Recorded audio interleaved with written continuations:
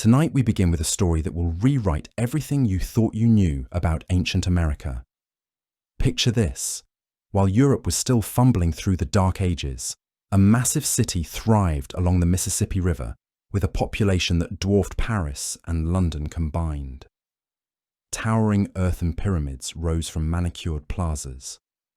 Sophisticated irrigation systems turned desert coastlines into agricultural paradises. And vast trade networks connected civilizations across thousands of miles of untamed wilderness. These weren't primitive tribes scratching out survival in the dirt. These were advanced empires with complex bureaucracies, astronomical observatories, and urban planning that would impress modern city architects. Yet somehow, their names have been erased from our history books. Their achievements buried beneath centuries of neglect and misunderstanding. So before we dive into tonight's journey through forgotten civilizations, take a moment to like this video if you're ready to have your perspective completely shifted, and let me know in the comments where you're watching from and what you thought you knew about ancient America before clicking on this video. The answers might surprise you more than you expect. Now settle in, maybe grab something warm to drink, because we're about to explore empires that controlled territories larger than most European kingdoms, built cities that housed tens of thousands of people, and developed technologies that wouldn't be seen again for centuries. These are the ancient American empires you've never heard of, and their stories are far more incredible than anything Hollywood has ever imagined. In the harsh deserts of northern Peru, where the sun beats down mercilessly and rain falls perhaps once in a decade, an empire once thrived that would make even the mighty Incas tremble. This was Timor, the kingdom of the Chimu people, and for over 500 years it dominated nearly 1,000 miles of South American coastline with an iron fist and ingenious innovation. The story begins around 900 CE with a legend that sounds like something from a maritime adventure novel. A mysterious figure named Taikanamo arrived in the Moche Valley not on horseback or foot, but floating across the Pacific waves on a simple balsa raft. The locals watched in wonder as this stranger from the sea stepped onto their shores. And somehow, through charisma or conquest, he established himself as their ruler.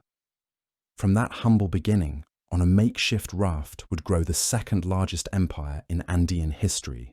But Taikanamo was just the opening act.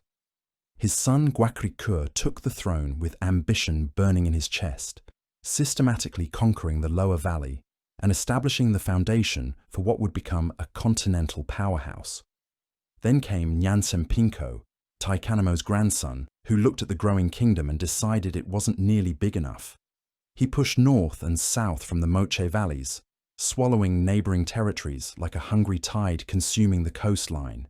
For centuries, this pattern continued. Each new ruler inherited not just a crown, but an expectation to expand, to conquer, to add another valley to the ever-growing empire. Some regions joined willingly, recognizing the benefits of Chimu rule. Others required more persuasive methods.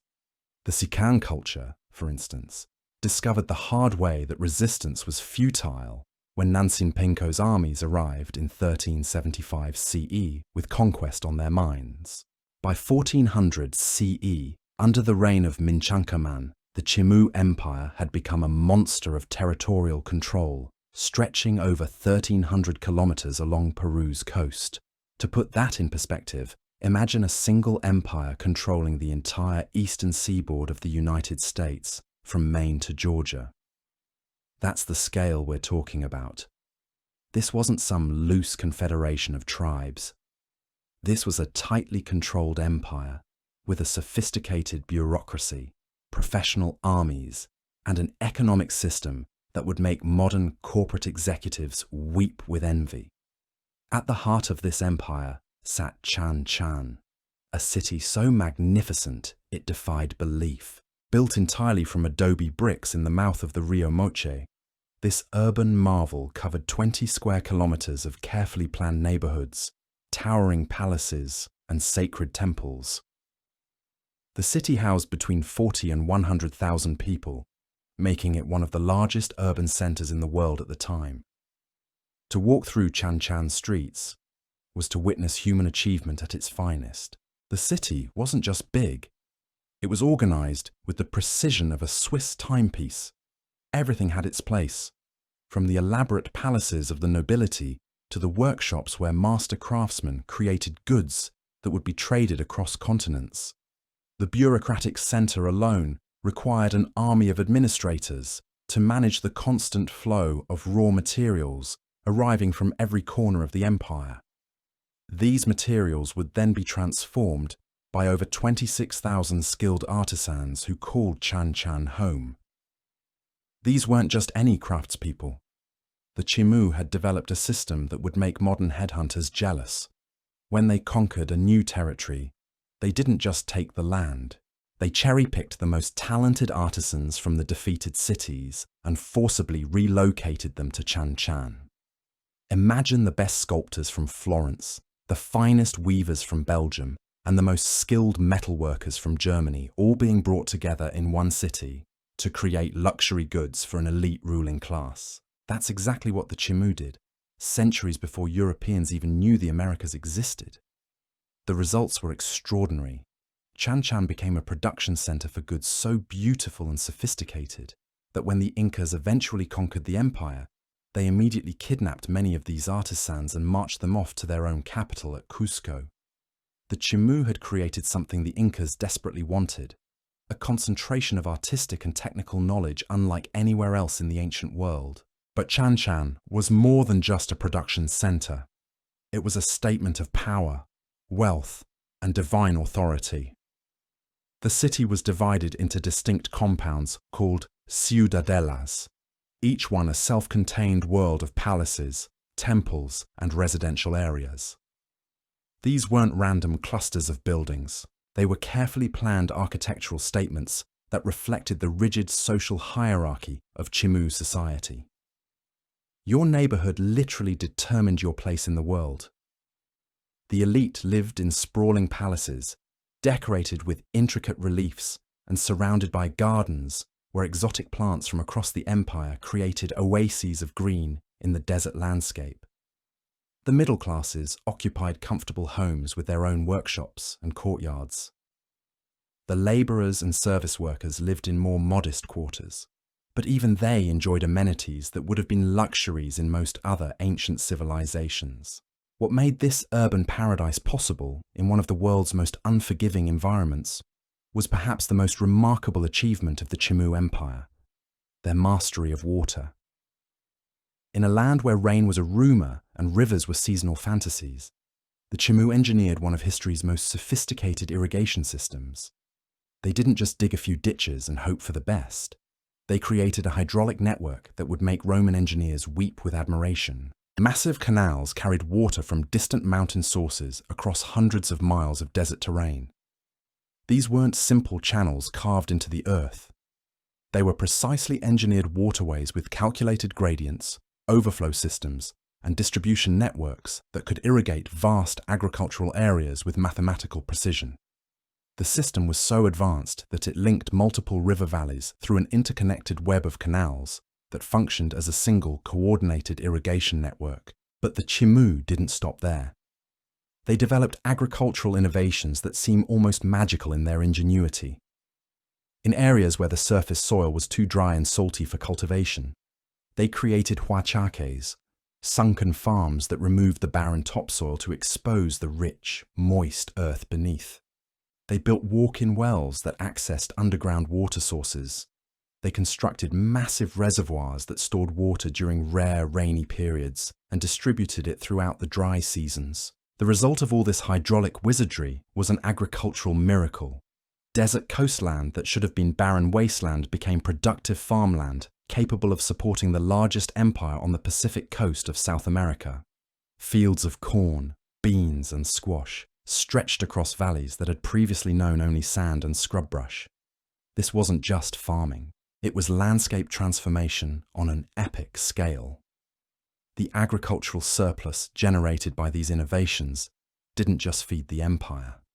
It funded its expansion, supported its massive urban centers, and enabled the specialization that made Chimu craftsmanship legendary throughout the ancient world. When you can turn a desert into a garden, everything else becomes possible.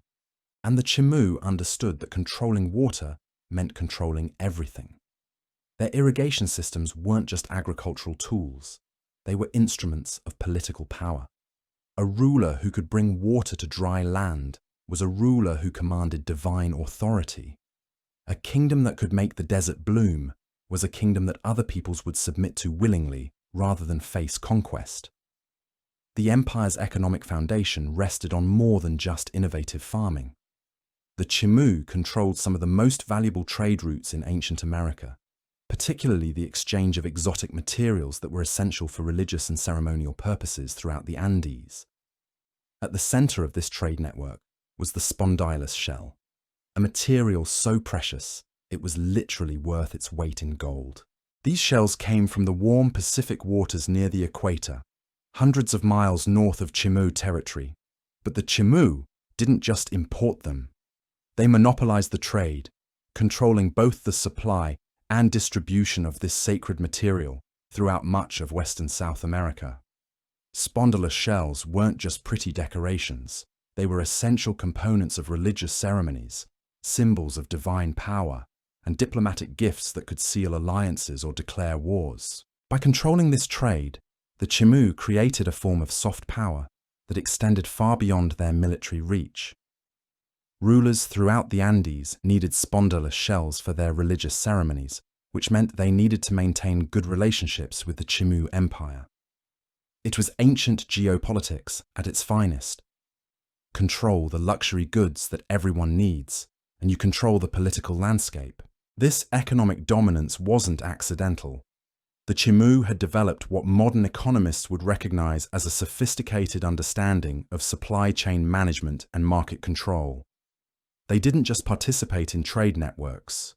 They engineered them, manipulated them, and profited from them on a scale that wouldn't be seen again until the rise of European colonial empires centuries later. The religious practices of the Chimu Empire set them apart from virtually every other civilization in the ancient Americas. While most cultures worshipped the sun as the ultimate divine power, the Chimu looked up at the night sky and declared the moon their supreme deity. This wasn't just theological rebellion for the sake of being different. It was a sophisticated understanding of celestial mechanics that reflected their coastal identity and deep connection to the rhythms of the ocean. Think about it for a moment. The sun disappears every night, leaving the world in darkness and uncertainty. But the moon could be seen during both day and night, a constant presence that guided fishermen across dark waters and marked the passage of time with mathematical precision. The Chimu believed the moon was more powerful than the sun precisely because it could perform this double duty, watching over their empire when the sun had abandoned the sky to whatever lay beyond the western horizon. This lunar worship shaped every aspect of Chimu society. Their calendar, their ceremonies, their agricultural cycles, even their architecture was aligned with the phases of the moon, rather than the solar patterns that dominated most other civilizations. Temples were built to capture moonlight during specific lunar events. Ceremonies were timed to coincide with new moons, full moons, and the subtle variations in between. The empire's religious calendar was a sophisticated astronomical document that tracked lunar cycles with accuracy that wouldn't be matched by European astronomers for centuries. But Chimu religion went far beyond simple moon worship. Throughout their territory, they constructed elaborate shrines called huacas, each one dedicated to the specific deities and spiritual beliefs of the local regions they had conquered. This wasn't religious imperialism, where the conquerors forced their beliefs on the conquered. This was something far more sophisticated, a spiritual confederation that incorporated local traditions into a broader religious framework. Each huaca represented a unique deity, legend, cult, or religious tradition that the local people held sacred. When the Chimu conquered a new valley, they didn't tear down the local shrines and replace them with their own. Instead, they studied the local beliefs, understood their significance, and then integrated them into the broader Chimu religious system. It was theological diplomacy at its finest, creating loyalty through respect rather than submission through force. The sophistication of this approach becomes clear when you consider the logistics involved. The empire stretched over more than 1,000 miles of diverse terrain, incorporating dozens of distinct cultural groups, each with their own spiritual traditions, creation myths, and religious practices. Managing this religious diversity while maintaining imperial unity required a level of cultural intelligence that most empires never achieved. The results were extraordinary. Instead of the religious tensions and rebellions that plagued most ancient empires, the Chimu created a spiritual harmony that actually strengthened their political control. Local populations felt respected and valued rather than oppressed and exploited. Their gods weren't being destroyed. They were being elevated to imperial status. Their traditions weren't being erased. They were being preserved and protected by the most powerful empire in the region. This religious tolerance extended to their ceremonial practices as well. The Chimu developed elaborate rituals that incorporated elements from across their empire, creating ceremonies that were both locally meaningful and imperially significant. Sacrifices of precious spondylus shells brought together the coastal traditions of the Chimu heartland with the mountain beliefs of their highland subjects. Offerings of metals and textiles created connections between the desert peoples and the river valley cultures. These weren't simple religious ceremonies. They were sophisticated political theatre designed to reinforce the unity and strength of the empire while celebrating its diversity. Imagine a modern United Nations ceremony where each member nation's cultural traditions were not just acknowledged, but actively incorporated into a shared celebration of human achievement. That's the level of cultural sophistication the Chimu achieved centuries before Europeans had even figured out how to navigate reliably across the Atlantic Ocean. The artistic achievements that emerged from this religious and cultural synthesis were breathtaking. Chimu artisans didn't just copy existing styles or follow traditional patterns. They created entirely new artistic traditions that blended influences from across their empire into something unprecedented in the ancient world. Their textiles incorporated dyes and techniques from dozens of different regions, creating patterns and colours that had never been seen before. Their metalwork achieved a level of sophistication that wouldn't be equalled anywhere in the Americas until the arrival of European technology centuries later. Using techniques that modern metallurgists are still trying to fully understand, Chimu craftsmen created gold and silver objects of such intricate beauty that Spanish conquistadors would later melt them down, not because they were crude, but because they were so obviously valuable that they represented immediate wealth. The pottery produced in Chimu workshops displayed a mastery of form and function that combined practical utility with artistic expression. These weren't just vessels for storing grain or water. They were artistic statements that communicated social status, religious beliefs, and cultural identity through their shapes, decorations, and symbolic imagery. Each piece was a small masterwork that reflected the broader sophistication of Chimu civilization. But perhaps the most remarkable aspect of Chimu artistic achievement was its influence on later cultures. When the Inca Empire eventually conquered the Chimu, they didn't dismiss Chimu artistic traditions as inferior or primitive. Instead, they immediately recognized their value and began incorporating Chimu techniques, styles, and approaches into their own imperial culture. The artistic influence of the Chimu Empire would continue to shape Andean culture long after their political power had been destroyed. This cultural legacy extended far beyond art and religion.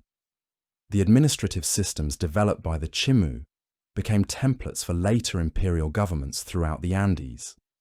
Their approach to managing diverse populations, integrating local traditions, and maintaining unity across vast distances provided lessons that would influence political structures for centuries to come. The agricultural innovations pioneered by the Chimu continued to be used long after their empire fell.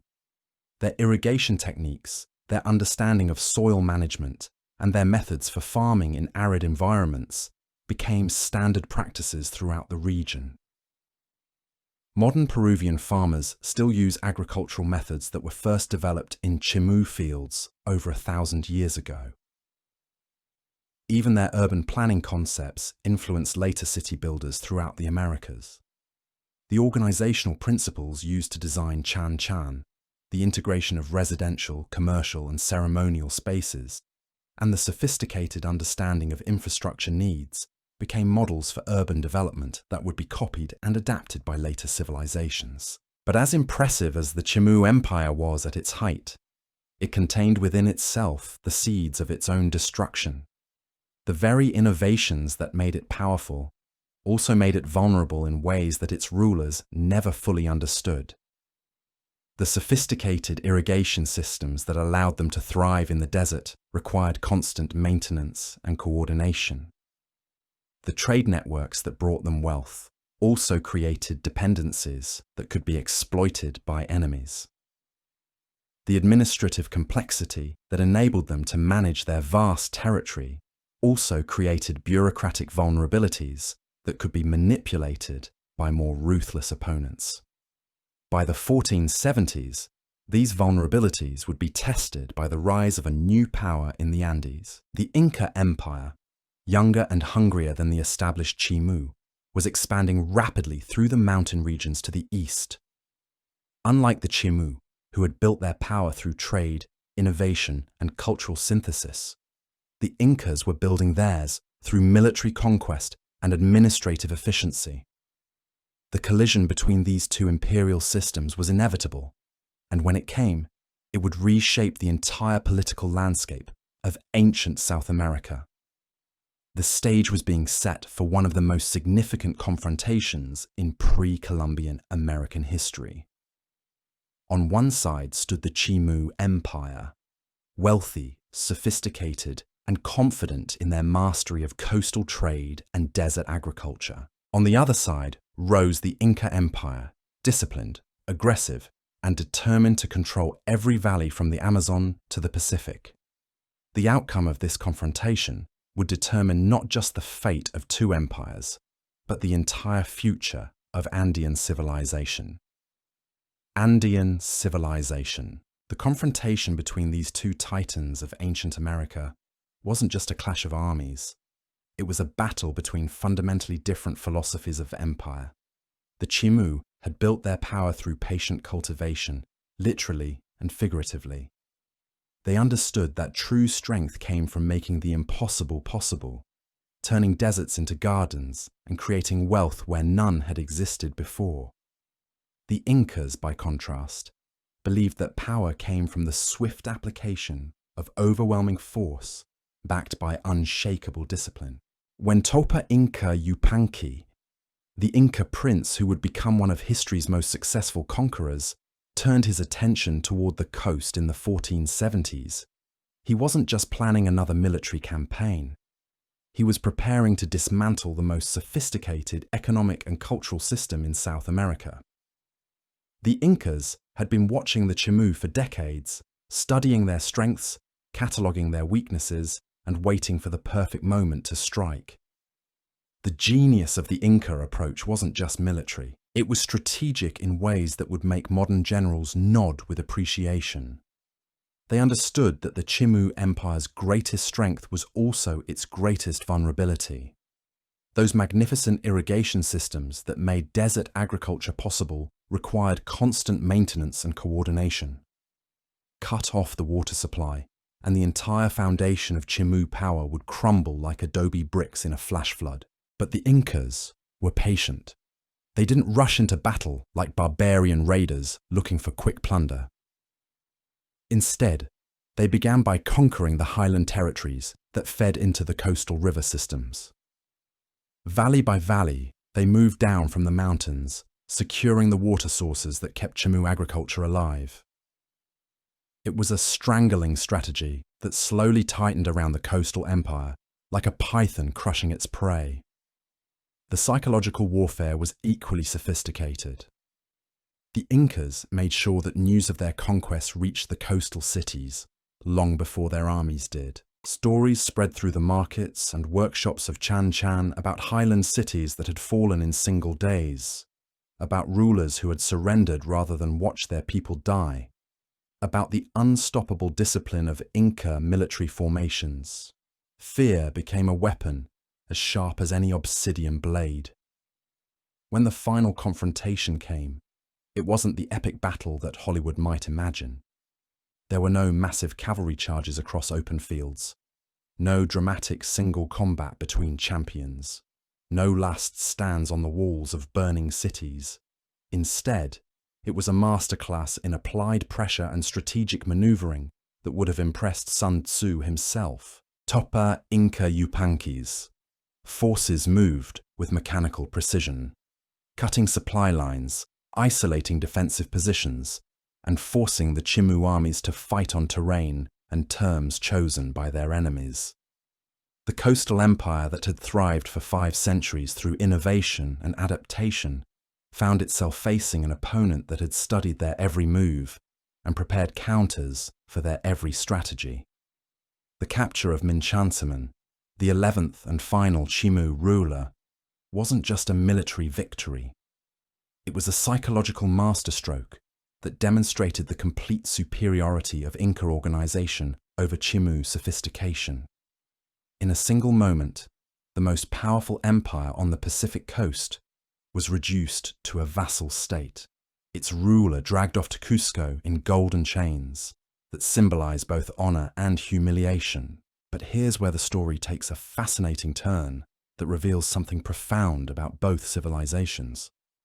The Incas could have simply destroyed everything the Chimu had built, grinding their cities into dust and scattering their people across the empire, like seeds on barren ground. That's what most conquerors throughout history would have done.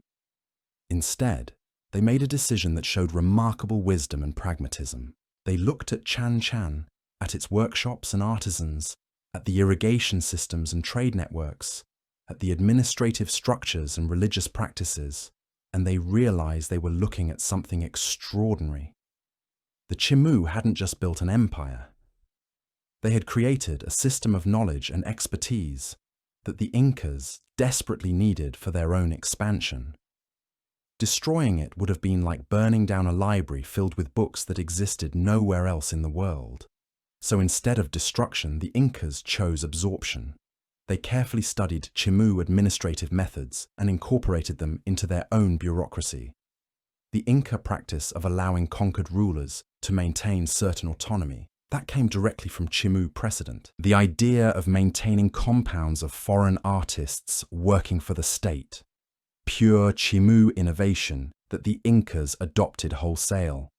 Even more remarkably, the Incas began implementing a Chimu inheritance practice where rulers inherited titles but not property from their predecessors. This seemingly small detail had profound implications for how power was transferred and maintained across generations, creating stability in succession that helped the Inca Empire expand so rapidly across such vast territories. The artistic influence was even more dramatic. Those master craftsmen who had been forcibly relocated from conquered cities to Chan Chan found themselves being relocated again, this time to Cusco, where they became the foundation of imperial Inca artistic production. Techniques developed in coastal workshops began appearing in highland palaces. Styles that had evolved in desert cities started influencing mountain architecture. The result was a cultural fusion that created something entirely new. Inca art wasn't just Inca art anymore. It was a sophisticated blend of highland and coastal traditions that drew strength from both sources. The geometric patterns that would become characteristic of late Inca textiles owed as much to Chimu workshops as they did to mountain traditions. The metalworking techniques that allowed the Incas to create their most spectacular gold and silver objects were largely acquired from Chimu masters. This cultural absorption wasn't unique to the arts. Inca engineering projects began incorporating hydraulic techniques learned from Chimu irrigation specialists.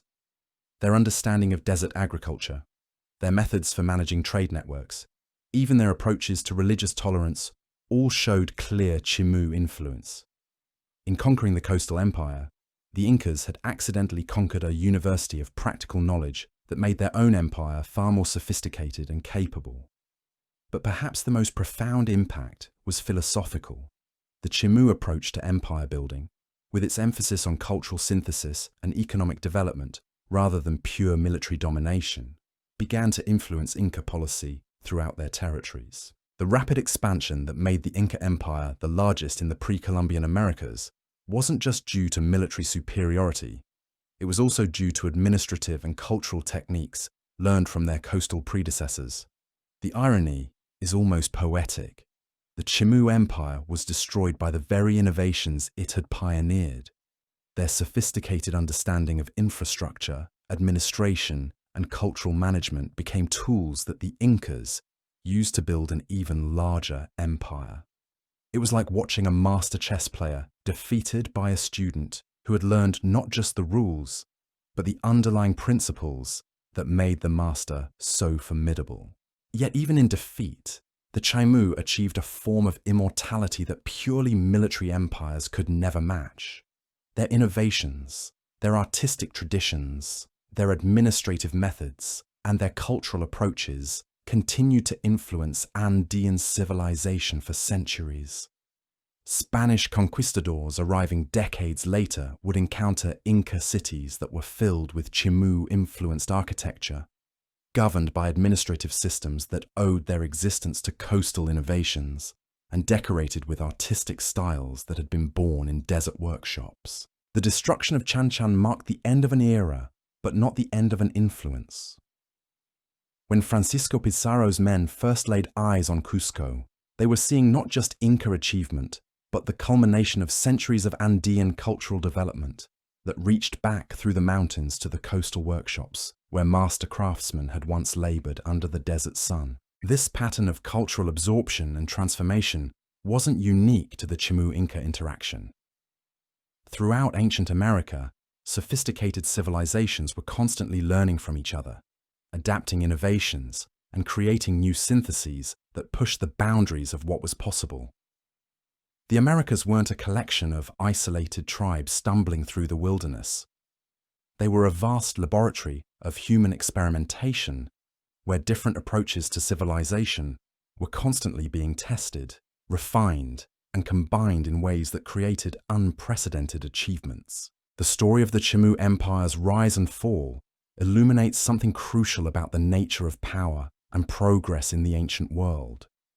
Military conquest could destroy cities and topple rulers, but it couldn't eliminate knowledge, techniques, or cultural innovations.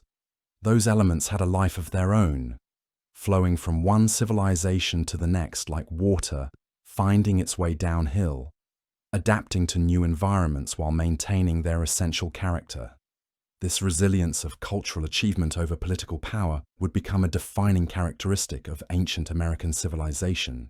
Empires would rise and fall, rulers would be conquered and replaced, cities would be abandoned and rebuilt, but the accumulated wisdom of generations would continue to flow forward, creating a continuity of human achievement that transcended any individual political entity. The Chimu had built something more durable than an empire. They had created a legacy of innovation and cultural sophistication that would influence the development of civilization throughout the Americas for centuries to come. Their story wasn't ending with the fall of Chan Chan. It was transforming, evolving, and preparing to re-emerge in new forms that would continue to shape the human experience in the New World. But the Chimu Empire wasn't the only forgotten civilization that achieved remarkable heights in ancient America. Far to the south, in the cold highlands of Bolivia, another empire was simultaneously reaching its own pinnacle of achievement through completely different methods and innovations. This was Tiwanaku, a civilization so advanced and so mysterious that modern archaeologists are still trying to understand how they accomplished what they did.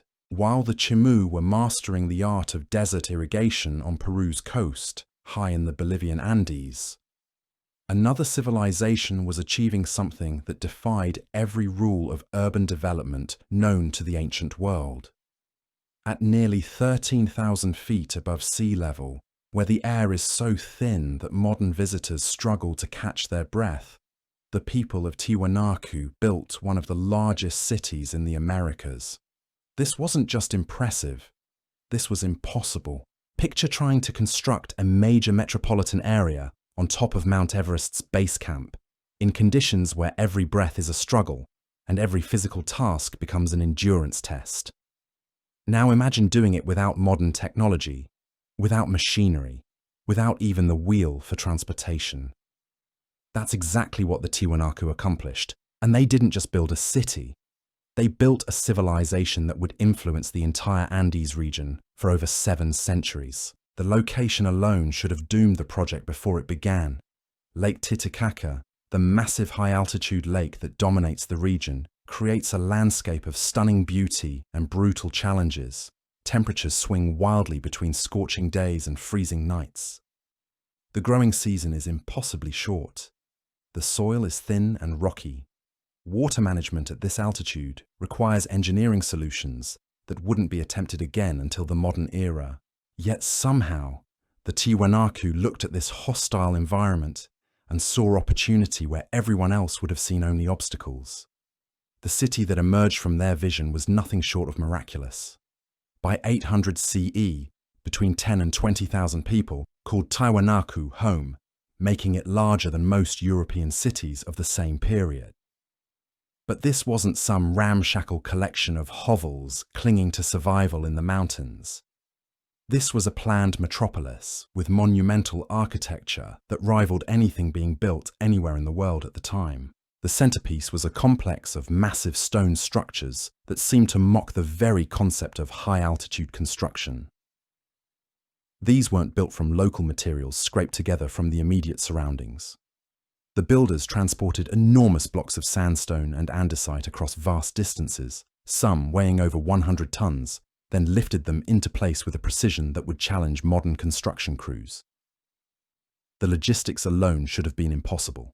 Consider the mathematics of the situation. Moving a 100-ton stone block at sea level is difficult enough with modern equipment. Moving it at 13,000 feet, where every step is an exercise in oxygen deprivation, should have been laughable. Yet the archaeological evidence is undeniable. These massive structures exist. They were built by people working with Bronze Age tools and human muscle power, and they were assembled with an accuracy that suggests the builders understood principles of engineering that wouldn't be formally described by European science for another 1,000 years. The Kalasasya temple complex stands as perhaps the most remarkable example of their architectural achievement. This wasn't just a building. It was a sophisticated astronomical instrument carved from stone and positioned with mathematical precision to track celestial movements. The structure is aligned so perfectly with astronomical phenomena that it functions as a calendar, marking solstices, equinoxes, and other significant celestial events with accuracy that rivals modern observatories. But here's what makes it truly extraordinary. This level of astronomical precision requires not just advanced mathematical knowledge, but also decades of careful observation and record-keeping. The Tiwanaku weren't just skilled builders. They were systematic scientists who studied the heavens with the dedication of modern researchers. They understood that the movements of stars and planets followed predictable patterns, and they incorporated this understanding into their religious architecture in ways that created buildings that were simultaneously sacred spaces and scientific instruments. The Akapana pyramid takes this astronomical integration even further.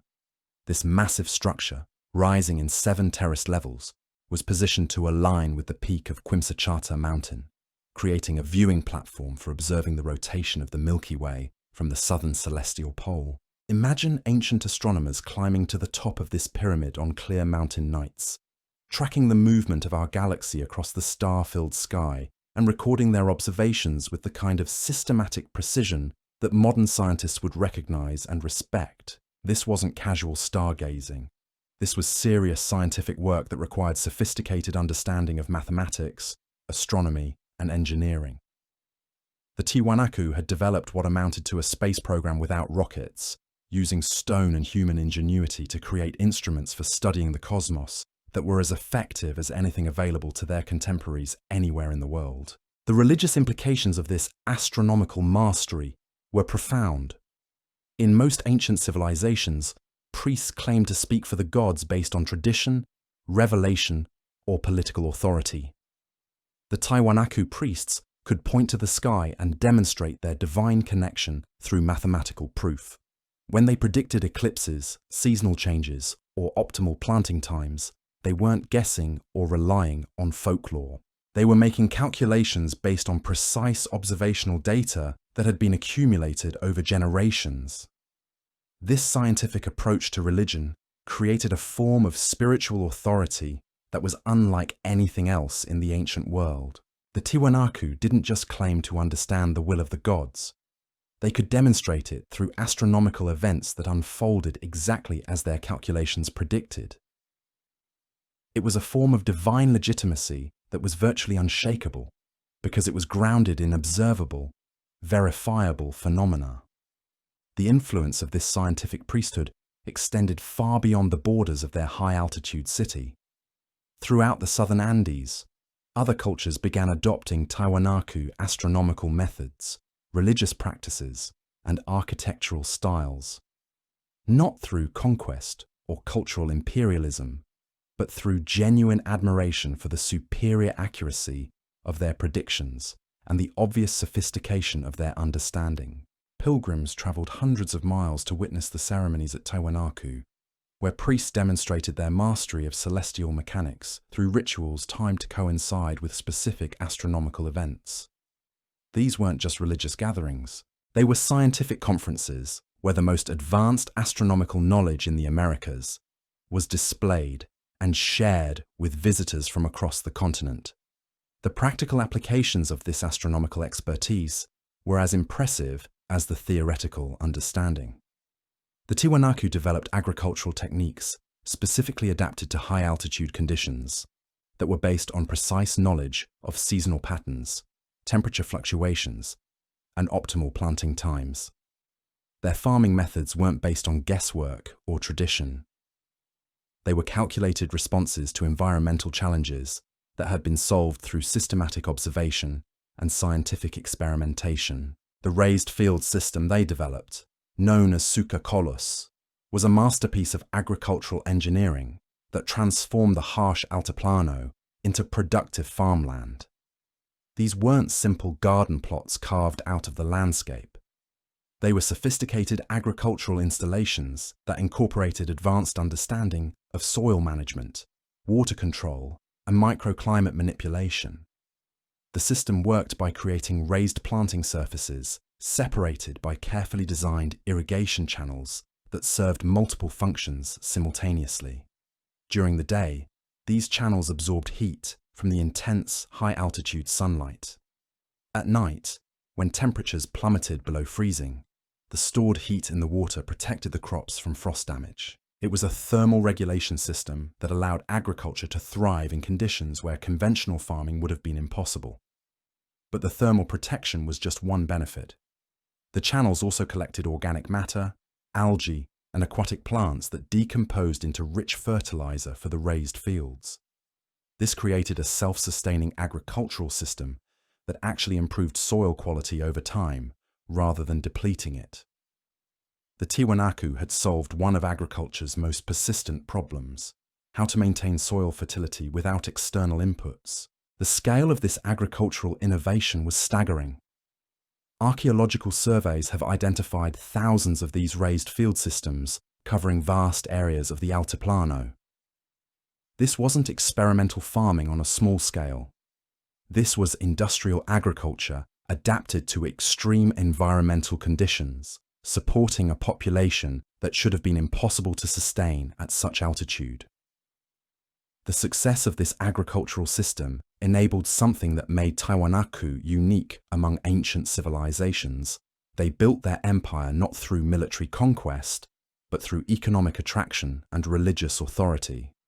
Other cultures voluntarily adopted Tiwanaku methods because they worked better than anything else available. It was soft power projection at its most effective. Unlike the Chimu, who built their empire through territorial expansion and trade control, or the later Incas, who relied on military superiority and administrative efficiency, the Tiwanaku created influence through technological and spiritual superiority. They didn't need to conquer territories because other cultures came to them, seeking access to their agricultural innovations, their astronomical knowledge, and their religious insights. This approach to empire building was so unusual that many archaeologists initially struggled to recognize it as an empire at all. There were no defensive fortifications around Tiwanaku sites, no evidence of standing armies, no royal tombs filled with military regalia. The traditional markers of imperial power were largely absent, leading some scholars to conclude that Tiwanaku was simply a large city-state with widespread cultural influence. But more recent research has revealed something far more sophisticated. Tiwanaku was indeed an empire, but one that operated according to principles that most ancient civilizations never discovered. Instead of ruling through fear and force, they created a network of voluntary cooperation based on mutual benefit and shared spiritual beliefs. It was a confederation of cultures united by common interests rather than common subjugation. The evidence for this cooperative empire lies in the widespread distribution of Tiwanaku cultural elements across the southern Andes.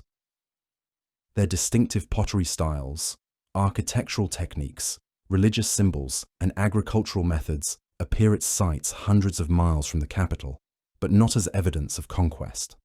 Instead, they represent voluntary adoption by local cultures, who recognized the superior effectiveness of Tiwanaku innovations.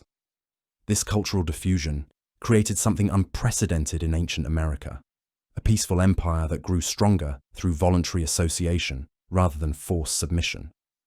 Local rulers weren't replaced by Tiwanaku administrators. Instead, they were incorporated into a broader network of cooperation that allowed them to maintain their autonomy while benefiting from shared knowledge and resources.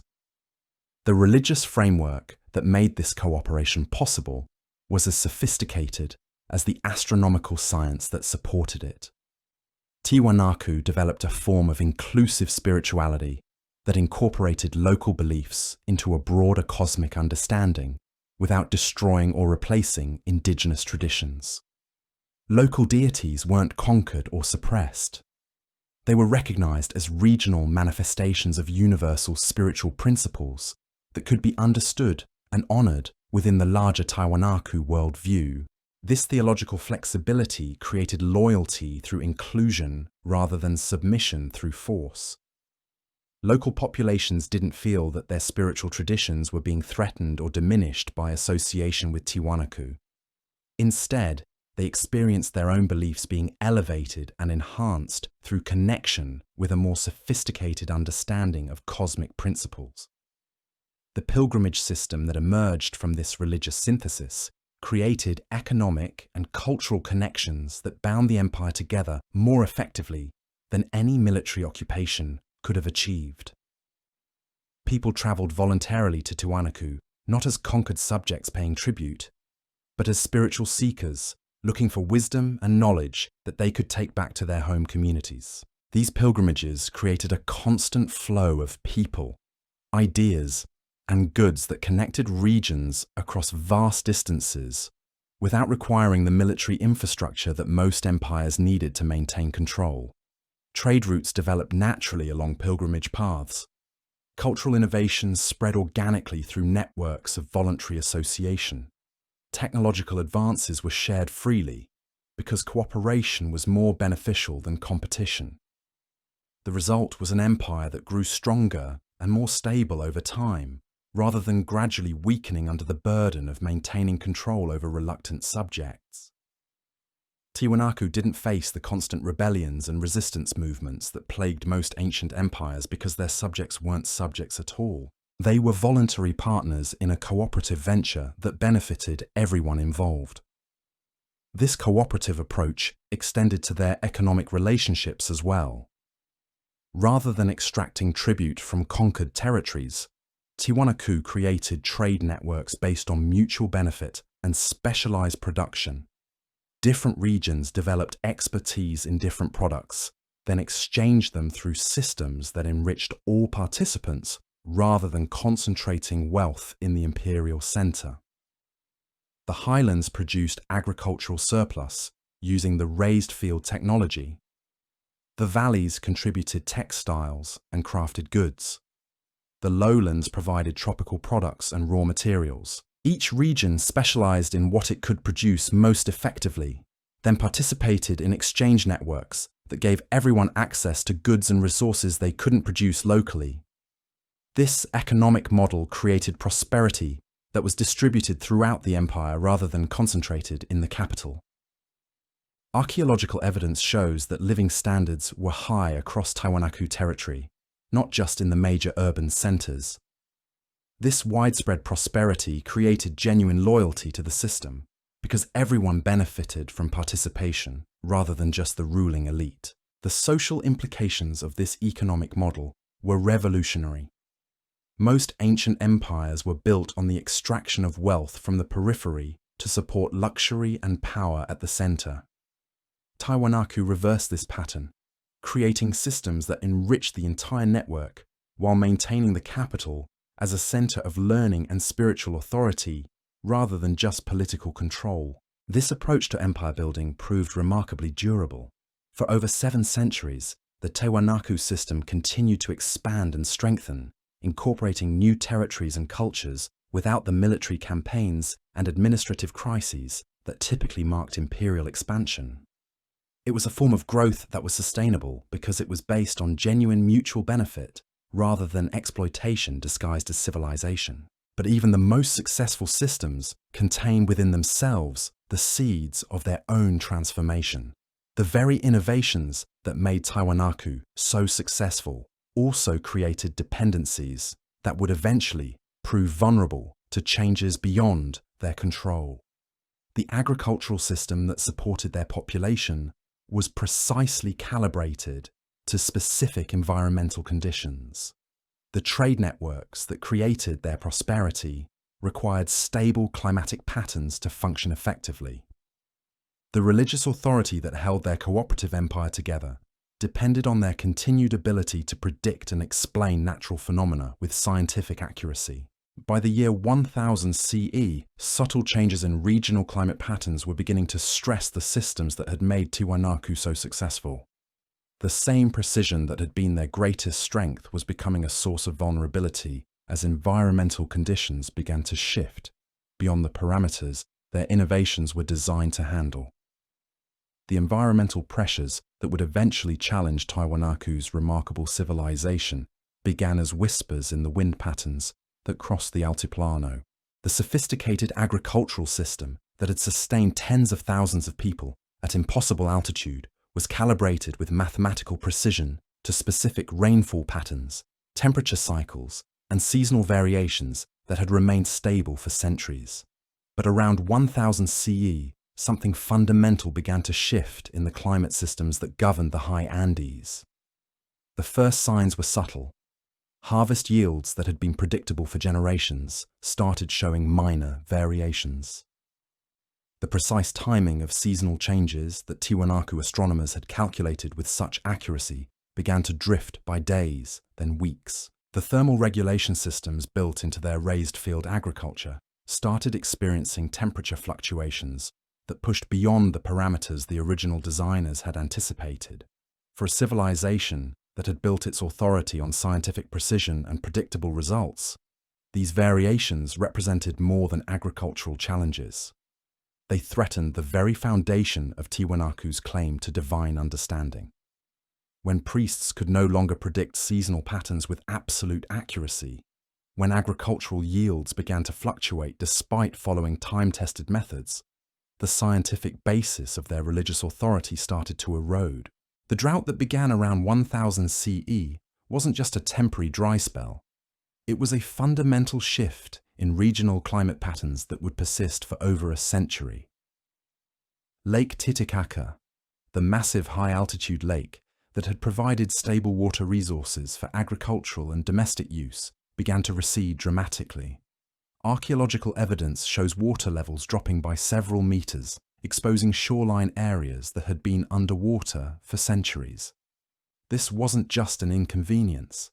It was a catastrophe that struck at the heart of everything that made Tiwanaku civilization possible. The raised field agricultural system that had transformed the Altiplano into productive farmland required precise water management to function. As lake levels dropped and rainfall patterns became increasingly unpredictable, thousands of carefully engineered agricultural installations began to fail. The thermal regulation that had protected crops from high-altitude frost damage depended on maintaining specific water levels in the irrigation channels. As water became scarce, the system's ability to moderate temperature extremes diminished rapidly. Fields that had produced reliable harvests for centuries suddenly became vulnerable to overnight freezes that could destroy entire crops in a single night. The organic fertilizer system that had maintained soil quality also began to break down. The aquatic plants and algae that had provided natural fertilizer for the raised fields couldn't survive in the increasingly shallow and alkaline water that remained in the shrinking channels. Without this natural fertilization, soil quality began to decline just when the stressed agricultural system needed maximum productivity to compensate for reduced growing areas. The social implications of agricultural failure rippled through Tiwanaku society, like earthquake tremors spreading from an unstable fault line. The pilgrimage system that had connected their cooperative empire began to weaken as distant communities faced their own resource shortages and could no longer spare people for long-distance travel. Trade networks that had flourished for centuries started to contract as regions focused on local survival rather than long-distance exchange. The astronomical expertise that had been the foundation of Tiwanaku religious authority became increasingly irrelevant as environmental conditions shifted beyond historical patterns. Priests who had built their credibility on accurate predictions found themselves unable to explain or forecast the dramatic changes occurring in their carefully observed world. The scientific basis of their spiritual power was dissolving along with the lakes and rivers that had sustained their civilization. Population began to decline as people abandoned the increasingly unreliable highland agriculture and migrated to regions where traditional farming methods might still provide subsistence. Archaeological evidence shows clear signs of demographic collapse, with residential areas being gradually abandoned and monumental construction projects being left unfinished as the workforce dispersed in search of more reliable food sources. The cooperative empire that had been Tiwanaku's greatest achievement began to fragment as the mutual benefits that had held it together disappeared. Regional communities that had voluntarily associated with the Highland Centre found themselves receiving fewer benefits from the relationship while facing increasing demands for support during the crisis. The voluntary nature of their association, which had been Tiwanaku's greatest strength during prosperous times, became a vulnerability when conditions deteriorated. Unlike military empires that could force continued cooperation through threat of violence, Tiwanaku had no mechanisms for compelling loyalty when the practical benefits of association disappeared. Communities simply began to withdraw from the network, reverting to local self-sufficiency as the advantages of Highland connection evaporated along with the water resources that had made those connections possible. By 1150 CE, the great city of Tiwanaku was largely abandoned. The massive stone structures that had required such extraordinary effort to build were left to the mercy of high-altitude weather, their astronomical alignment still perfect, but no longer serving any practical purpose. The raised field agricultural system that had supported tens of thousands of people was gradually reclaimed by the harsh Altiplano environment as maintenance became impossible without sufficient population to sustain it. The collapse wasn't violent. There's no archaeological evidence of warfare, destruction, or conquest. Instead, Tiwanaku simply faded away as people made rational decisions to seek survival elsewhere. It was a quiet end to one of the most remarkable experiments in cooperative civilization that the ancient world had ever seen. The empire that had grown through voluntary association dissolved through voluntary departure when the conditions that had made association beneficial no longer existed. But even in collapse, Tiwanaku's influence continued to ripple outward across the Andes. The people who abandoned the highland center didn't abandon the knowledge and techniques they had learned there.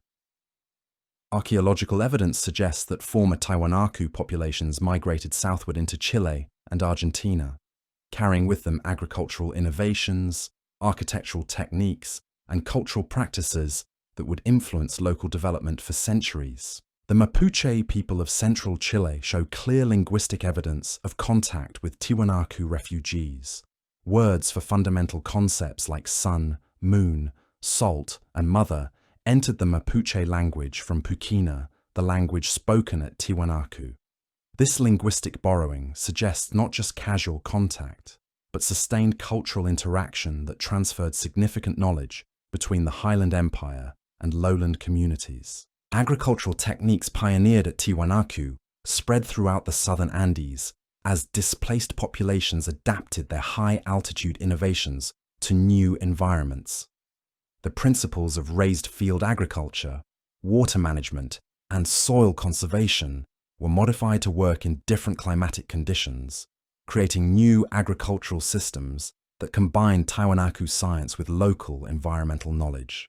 The astronomical knowledge accumulated over centuries of systematic observation at Tiwanaku didn't disappear with the empire's collapse. Former priests and their students carried this scientific understanding to new communities, where it was adapted and integrated into local spiritual traditions. The mathematical precision that had characterized Tiwanaku astronomy continued to influence Andean calendrical systems and ceremonial timing long after the great observatories were abandoned. The architectural innovations developed for high-altitude construction found new applications in different environments. The precision stone-cutting techniques, the understanding of structural engineering, and the ability to move massive building materials were skills that retained their value wherever former Tiwanaku craftsmen settled. These techniques would later influence construction projects throughout the Andes, contributing to architectural achievements that would amaze later Spanish colonists. Even the cooperative political model that had been Tiwanaku's greatest innovation continued to influence Andean political development. The idea that different communities could maintain their autonomy while benefiting from voluntary association with larger networks became a persistent theme in highland politics. This influence would eventually contribute to the development of the Inca administrative system, which incorporated elements of Tiwanaku cooperation alongside more traditional imperial control mechanisms. The story of Tiwanaku's rise and fall illustrates something profound about the relationship between human achievement and environmental stability. The most sophisticated civilizations aren't necessarily the most durable. Sometimes the very innovations that enable remarkable cultural achievement also create dependencies that make societies vulnerable to environmental changes beyond their control. Tiwanaku had solved problems that should have been unsolvable, creating agricultural abundance at impossible altitude and building cooperative political systems that avoided the conflicts that plagued most ancient empires. But their solutions were calibrated to specific environmental conditions that they couldn't control or permanently maintain. When those conditions changed, even their remarkable innovations couldn't prevent the collapse of the systems they had created. Yet the legacy of their achievements continued to influence human development throughout the Andes for centuries after their political collapse. The knowledge they had accumulated, the techniques they had developed, and the cultural innovations they had pioneered became part of the broader Andean heritage that would contribute to later civilizations. In a sense, Tiwanaku achieved a form of immortality through influence that was more durable than any political empire could have been. The environmental collapse that ended Tiwanaku's dominance also created opportunities for other civilizations to rise and adapt Andean innovations to different conditions. The Inca Empire, which would eventually unite much of the Andes under a single political system, incorporated numerous elements of Tiwanaku knowledge and technique into their own imperial structure. The astronomical understanding, the agricultural innovations, the architectural methods, and even the cooperative political concepts developed at Tiwanaku all contributed to Inca achievement. This pattern of cultural continuity through political discontinuity was characteristic of ancient American civilization. Empires might rise and fall, cities might be abandoned and rebuilt, populations might migrate and resettle. But the accumulated knowledge and cultural achievements of each generation were preserved and transmitted to their successors. The collapse of individual civilizations wasn't the end of their contributions to human development. It was often the beginning of their influence on later achievements. The Americas weren't a collection of isolated experiments in civilization that succeeded or failed independently. They were part of a continental system of cultural exchange and innovation where ideas, techniques, and knowledge flowed between different societies, creating a cumulative process of development that built upon the achievements of each generation. The fall of Tiwanaku contributed to this process by distributing their innovations across a wider geographic area than their empire had ever directly controlled. But while Tiwanaku was facing environmental collapse in the southern Andes, and the Chimu Empire was reaching its zenith on Peru's coast, another remarkable civilization was thriving thousands of miles to the north in what would one day become the American Midwest. This was Cahokia, a city that would grow larger than London or Paris. Built not by European colonists or their descendants, but by indigenous Americans who created urban civilization in North America centuries before Columbus ever dreamed of sailing west. The Mississippi River Valley in the year 1000 CE was experiencing its own agricultural revolution that would make possible one of the most remarkable urban developments in ancient American history. Native American communities throughout the region were transitioning from seasonal hunting and gathering to intensive agriculture based on what they called the Three Sisters: corn, beans, and squash. This wasn't just a change in diet, it was a fundamental transformation in how human societies could organize themselves and what they could achieve when liberated from the constant search for food. Corn, or maize as it was originally known, had originated in central Mexico and slowly spread northward over many centuries, adapting to different climates and growing conditions as it travelled. By 1000 CE, new varieties had been developed that could thrive in the temperate climate of the Mississippi Valley, producing reliable harvests that could support much larger populations than hunting and gathering had ever made possible. The arrival of productive agriculture in the Mississippi Valley created conditions that would lead to something unprecedented in North American history. For the first time, communities could support specialists who didn't spend their days searching for food. Artisans could focus on creating goods rather than gathering dinner. Religious leaders could devote their time to ceremonial duties rather than hunting expeditions. Political organizers could coordinate large-scale projects rather than managing seasonal migrations. The result was the rapid emergence of Cahokia, a city that would become the largest urban center north of Mexico and one of the most sophisticated settlements anywhere in the Americas. What made Cahokia remarkable wasn't just its size, though that was impressive enough.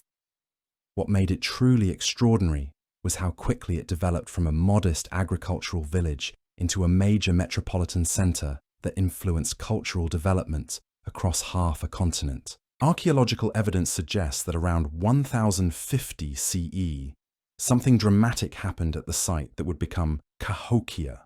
What had been a farming community of perhaps 1,000 people suddenly began experiencing rapid population growth that would continue for over a century.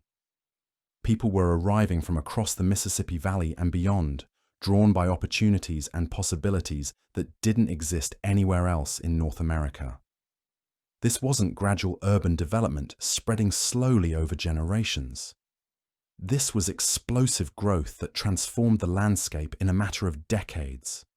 Within a century of this growth beginning, Cahokia had become a city of 15,000 to 20,000 residents, with another 30,000 to 40,000 people living in the surrounding countryside.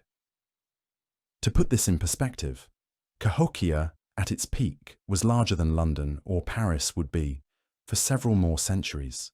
But raw population numbers don't capture the true significance of what was happening along the Mississippi. Cahokia wasn't just big, It was organized, planned, and engineered with a sophistication that would have impressed urban planners anywhere in the world. The city was laid out according to a master plan that integrated residential areas, ceremonial spaces, industrial districts, and agricultural zones into a coherent urban design that maximized both functionality and symbolic meaning. At the heart of this urban masterpiece stood Monk's Mound, a massive earthen pyramid that remains the largest prehistoric earthwork in North America. This wasn't just a big pile of dirt shaped by accident or natural processes. It was a carefully engineered structure that rose in 4 terraces to a height of 100 feet, covering 15 acres at its base, and containing over 22 million cubic feet of earth that had been moved by human labor using nothing more sophisticated than digging sticks and woven baskets. The logistics of constructing Monk's Mound defied everything that archaeologists thought they knew about prehistoric North American societies. Moving 22 million cubic feet of earth by hand required an organizational capacity that implied sophisticated planning, detailed coordination, and the ability to mobilize thousands of workers over extended periods. This wasn't the kind of project that a simple agricultural village could have undertaken. It required urban-level organization and resources, but Monk's Mound was just the centerpiece of a much larger construction program that transformed the entire landscape around Cahokia. Archaeological surveys have identified over 200 earthen mounds in the greater Cahokia area, ranging from small burial mounds to massive ceremonial platforms that required years of coordinated labor to complete. The scale of earth-moving that occurred at Cahokia rivals major construction projects anywhere in the ancient world. These mounds weren't randomly scattered across the landscape.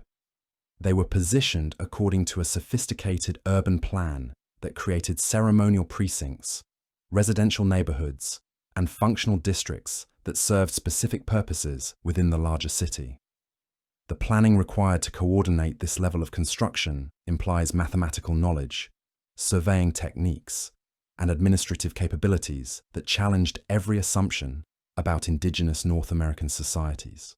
The central ceremonial precinct alone covered over 200 acres and included dozens of major mounds arranged around a vast plaza that could accommodate thousands of people for religious ceremonies and public gatherings. This wasn't just impressive architecture. It was social engineering on a scale that required unprecedented levels of political organization and cultural coordination.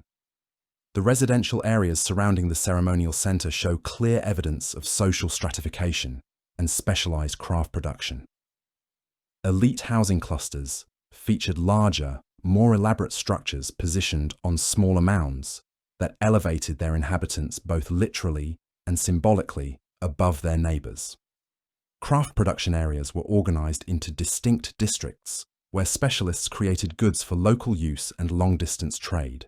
The agricultural zones that supported this urban population were equally sophisticated.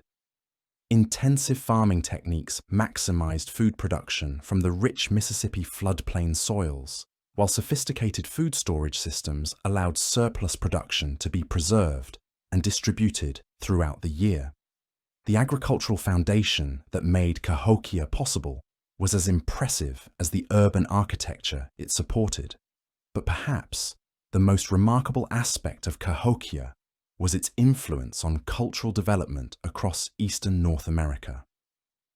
This wasn't just a large city that happened to exist in isolation. It was the center of a cultural network that extended from the Great Lakes to the Gulf of Mexico, connecting dozens of smaller communities in a web of trade, religious exchange, and political cooperation that transformed indigenous life across half the continent.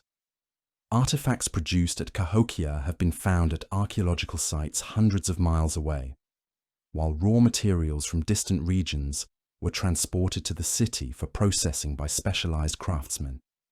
Cahokia had become the hub of a continental trading network that moved goods, ideas, and cultural innovations across vast distances through sophisticated systems of exchange that rivaled anything existing in Europe at the same time. The religious influence of Cahokia was equally far-reaching. The ceremonial practices developed at the city spread throughout the Mississippi Valley and beyond, creating shared spiritual traditions that connected diverse communities across the eastern woodlands. The famous Southern cult, or Southeastern ceremonial complex, that influenced indigenous societies throughout the region for centuries, has clear connections to innovations that originated at Cahokia. This cultural influence wasn't imposed through military conquest or political domination.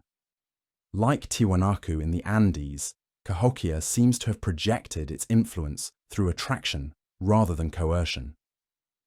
Communities throughout eastern North America voluntarily adopted Cahokian cultural elements because they provided practical benefits and spiritual insights that enhanced local development. The agricultural techniques pioneered at Cahokia spread throughout the Mississippi Valley, enabling population growth and urban development at dozens of smaller centers that looked to the great city for leadership and inspiration. The craft production methods developed by Cahokian artisans were copied and adapted by communities across the region. The ceremonial practices and religious innovations that emerged from Cahokian temples influenced spiritual development throughout eastern North America. But like other great civilizations of ancient America, Cahokia contained within itself the conditions that would eventually limit its growth and influence. The very success that made the city so remarkable also created dependencies and pressures that would prove difficult to sustain over the long term. The agricultural intensification that fed the large urban population gradually depleted soil fertility in the surrounding region. The massive construction projects that created the city's monumental architecture required constant inputs of labor and resources that became increasingly difficult to maintain. Environmental pressures also began to challenge the systems that had made Cahokia possible. Climate changes that began around 1200 CE brought cooler temperatures and altered precipitation patterns that stressed the agricultural foundation of the city's economy. The corn varieties that had thrived during the warmer conditions of Cahokia's growth period became less reliable as growing seasons shortened and weather patterns became more unpredictable. Social pressures within the city may have contributed to its eventual decline as well.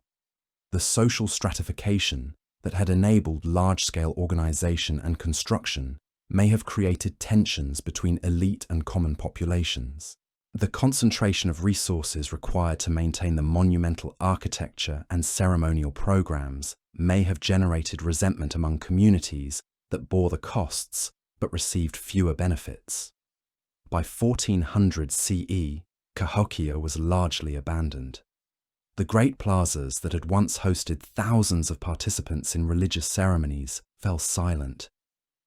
The elaborate residential districts that had housed the urban elite were gradually reclaimed by prairie grasses. The extensive trade networks that had connected half a continent began to contract as the central hub that had coordinated them disappeared. But like other ancient American civilizations, Cahokia's influence persisted long after its political power had ended. The cultural innovations that had emerged from the great city continued to influence indigenous development throughout eastern North America. The agricultural techniques, the craft production methods, the ceremonial practices, and the organizational concepts that had made Cahokia possible were preserved and transmitted by the communities that had participated in its cultural network. The descendants of Cahokian populations didn't simply disappear when the city was abandoned. They migrated throughout the Mississippi Valley and beyond, carrying with them the knowledge and cultural traditions they had developed during the centuries of urban life. These cultural elements would continue to influence indigenous societies throughout the region, until European colonization disrupted the continuity of native development. When French explorers first encountered indigenous communities along the Mississippi River in the 17th century, they were meeting societies that still preserved elements of Cahokian cultural heritage. The agricultural techniques, the social organization, and the spiritual traditions that had been developed at the great city continued to shape indigenous life, centuries after the urban center itself had been abandoned. The story of Cahokia challenges fundamental assumptions about the nature of civilization in ancient America. This wasn't a simple agricultural society that remained unchanged for centuries before European contact.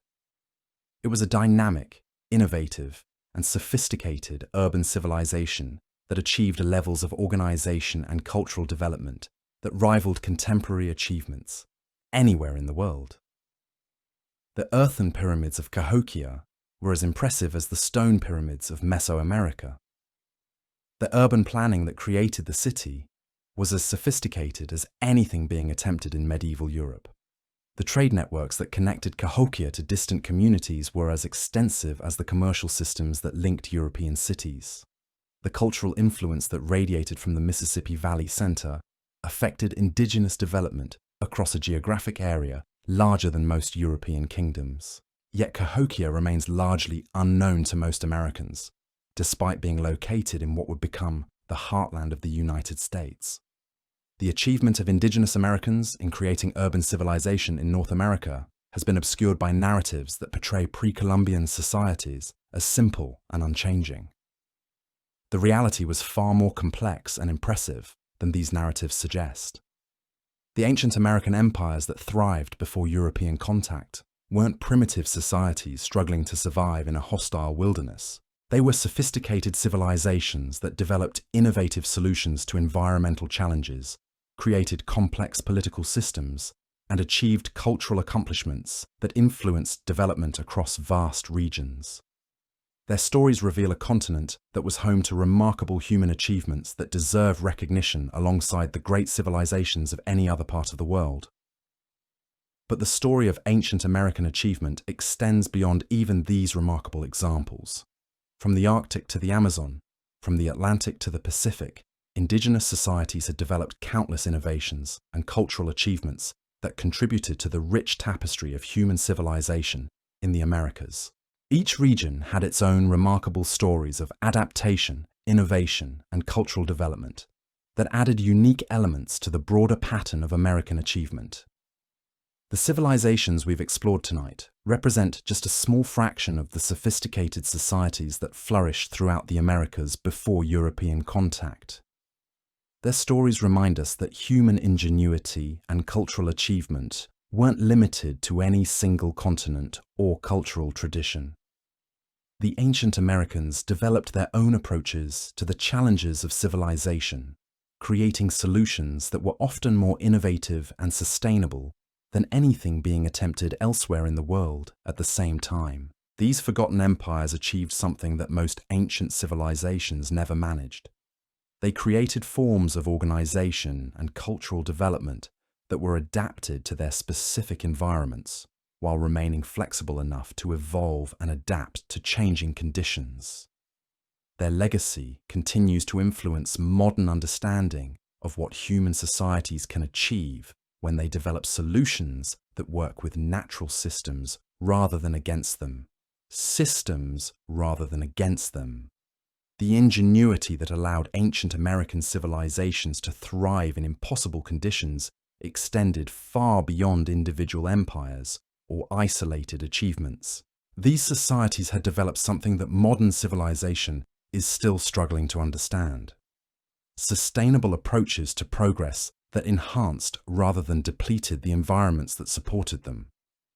While European cities of the same period were dealing with waste management crises and resource depletion, American civilizations were creating systems that actually improved their surroundings over time. Take the terra preta soils of the Amazon basin, for instance. When Portuguese colonists first encountered these incredibly fertile black soils scattered throughout the rainforest, they assumed they were natural geological formations. It took centuries of scientific investigation to reveal the truth. These super fertile soils were actually human-made, created by indigenous Amazonian societies through sophisticated waste management and agricultural techniques that transformed ordinary jungle soil into some of the most productive earth on the planet.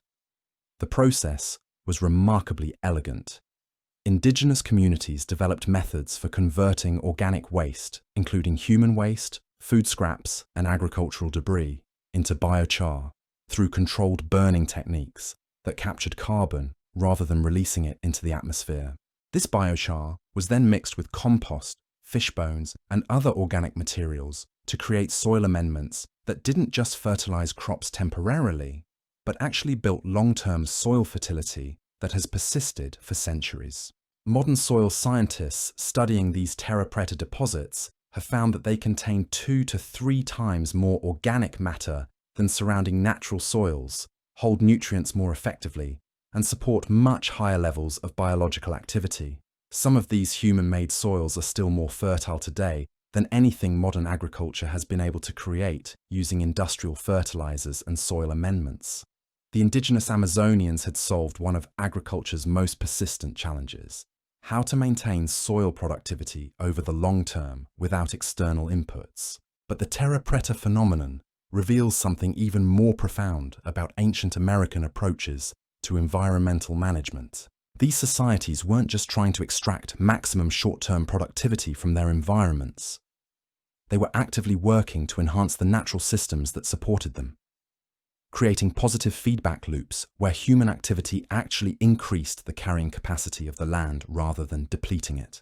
This regenerative approach to resource management appears throughout ancient American civilizations in countless variations adapted to different environments and challenges.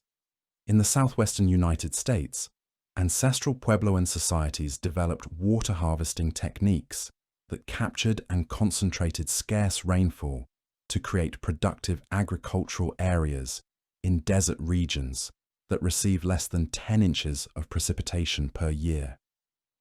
Their systems were so effective that they're still being studied by modern engineers trying to develop sustainable water management for arid regions. The genius of these ancient water management systems lay not just in their engineering sophistication, but in their understanding of landscape-scale processes. Rather than fighting against natural water flows, ancestral Puebloan engineers designed systems that worked with seasonal patterns and topographic features to maximize the effectiveness of every drop of moisture that fell from the sky. They created networks of check dams, terraces, and canals that captured runoff from large areas and concentrated it in smaller zones, where intensive agriculture could thrive. Archaeological evidence shows that these water management systems supported substantial populations in regions that today are considered too arid for agriculture without modern irrigation technology.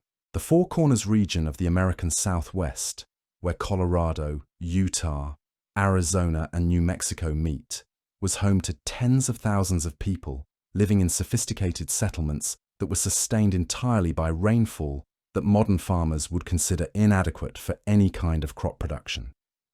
The architectural achievements that emerged from these desert civilizations were as impressive as their agricultural innovations.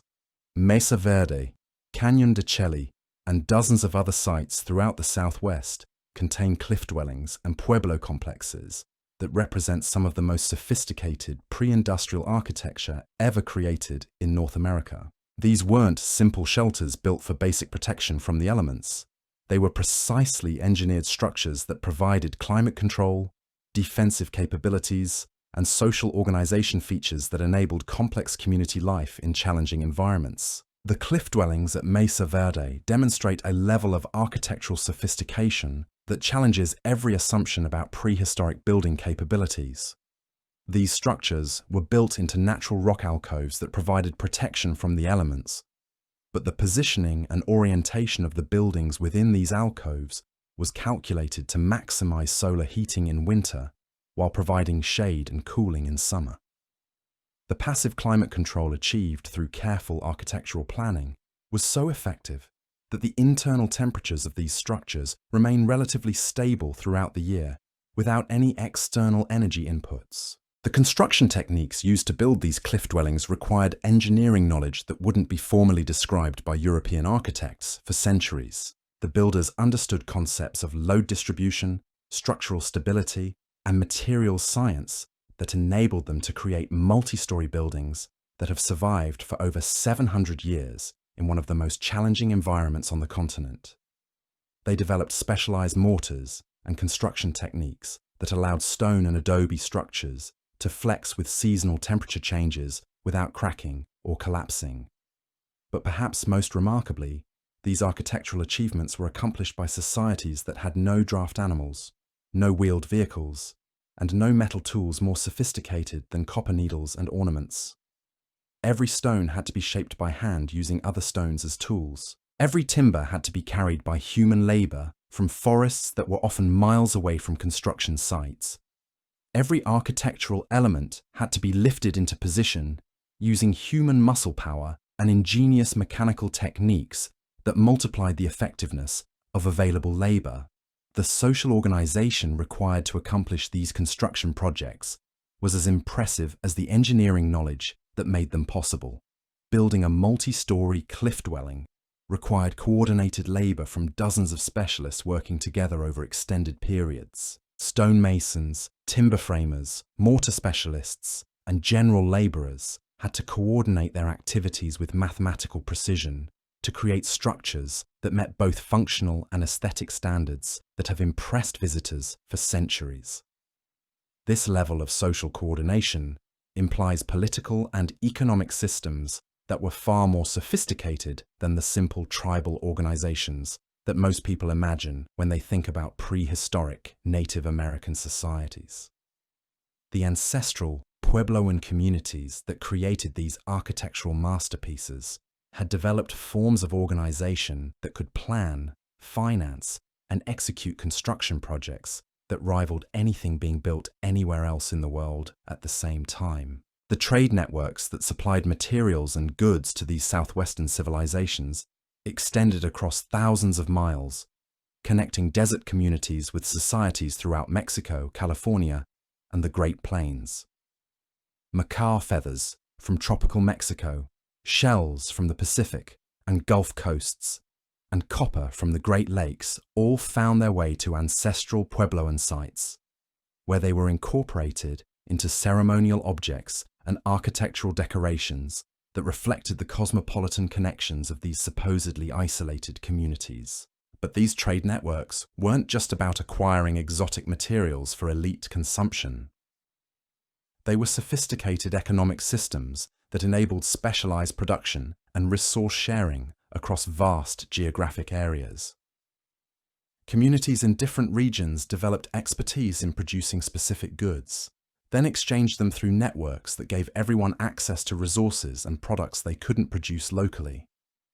The economic integration achieved through these trade networks was so extensive that it created a form of continental common market centuries before European contact. The religious and ceremonial systems that held these networks together were as sophisticated as the economic relationships they facilitated.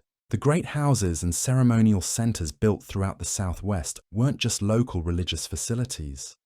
They were pilgrimage destinations that attracted visitors from hundreds of miles away, creating shared spiritual traditions that connected diverse communities across the region.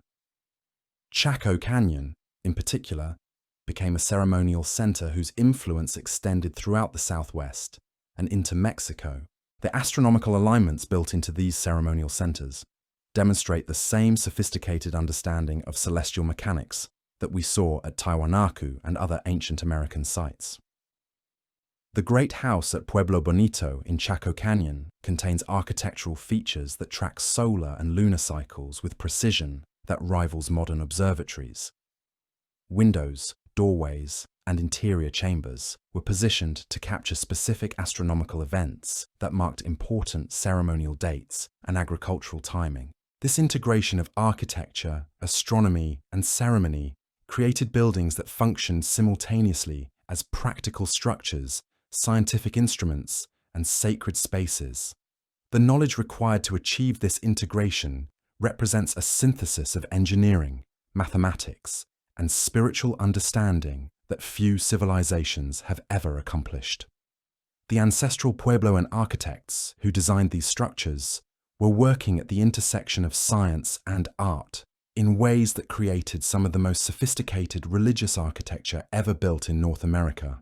But like other ancient American civilizations, the ancestral Puebloan societies that created these remarkable achievements faced environmental challenges that eventually overwhelmed their adaptive capabilities. The same precision that had enabled them to thrive in marginal environments also made them vulnerable to environmental changes that pushed conditions beyond the parameters their systems were designed to handle. Around 1300 CE, a combination of drought, changing precipitation patterns, and possibly increased conflict began to stress the agricultural and social systems that had sustained ancestral Puebloan civilization for centuries. The water management systems that had made desert agriculture possible became less effective as rainfall patterns shifted. The trade networks that had connected the region began to contract as communities focused on local survival rather than long-distance exchange. The response to these challenges reveals something remarkable about ancestral Puebloan adaptability. Rather than attempting to maintain unsustainable systems, these societies made collective decisions to abandon their cliff dwellings and Pueblo complexes and migrate to regions where their agricultural and social systems could continue to function effectively. It was a planned withdrawal that preserved their cultural traditions while adapting to changing environmental conditions. The descendants of these communities didn't disappear. They migrated to the Rio Grande Valley and other areas where they established new settlements that continued the cultural traditions developed during the cliff-dwelling period. The modern Pueblo peoples of New Mexico and Arizona are direct descendants of the ancestral Puebloan societies, and many of their current practices preserve elements of the sophisticated systems developed centuries ago in the cliff dwellings and great houses of the Southwest. This continuity between ancient and modern indigenous societies is characteristic of Native American cultural development throughout the continent. Unlike the Old World, where civilizations often disappeared completely when their political systems collapsed, American indigenous societies maintained cultural continuity even through major environmental and political changes. The knowledge accumulated over centuries of innovation and adaptation was preserved and transmitted through social institutions that proved more durable than any individual settlement or political organization. The implications of this cultural continuity extend far beyond academic interest in prehistoric societies.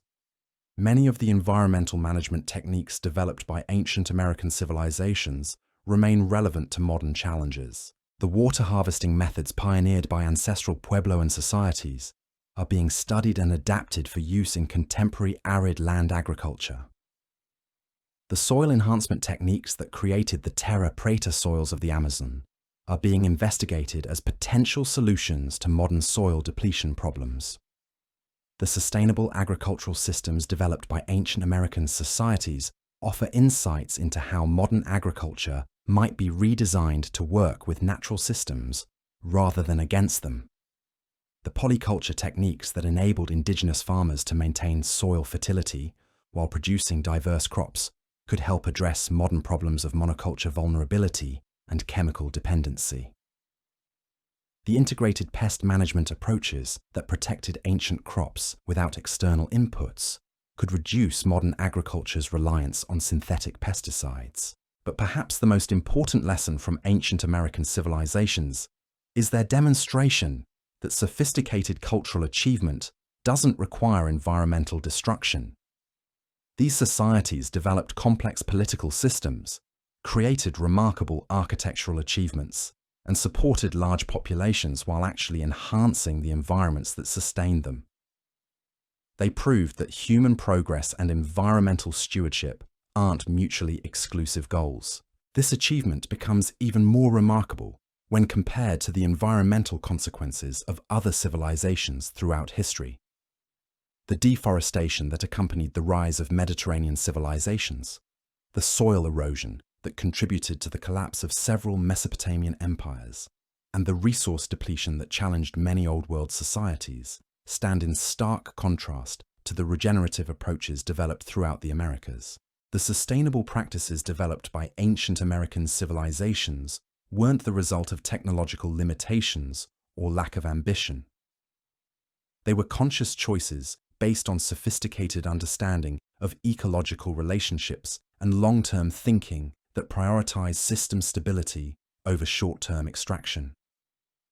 These societies had developed what modern environmentalists are struggling to achieve: forms of progress that enhance rather than degrade the natural systems that support human life.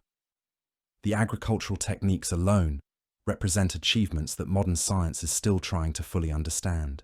The Three Sisters polyculture system, developed throughout much of North America, created synergistic relationships between corn, beans, and squash that maximize productivity while maintaining soil fertility. The corn provided structural support for the beans, which fixed nitrogen that fertilized the corn and squash. The squash provided ground cover that retained moisture and suppressed weeds, while its large leaves created microclimates that benefited the other crops. This wasn't just clever farming, it was applied ecology that demonstrated sophisticated understanding of plant relationships, soil chemistry, and ecosystem dynamics. Modern agricultural scientists studying these traditional polyculture systems have found that they often produce higher total yields per acre than monoculture systems, while requiring fewer external inputs and creating more resilient agricultural ecosystems. The genetic diversity preserved in indigenous crop varieties represents another remarkable achievement that has ongoing relevance for modern food security. Native American farmers developed thousands of distinct varieties of corn, beans, squash, potatoes, and other crops, each adapted to specific environmental conditions and cultural preferences.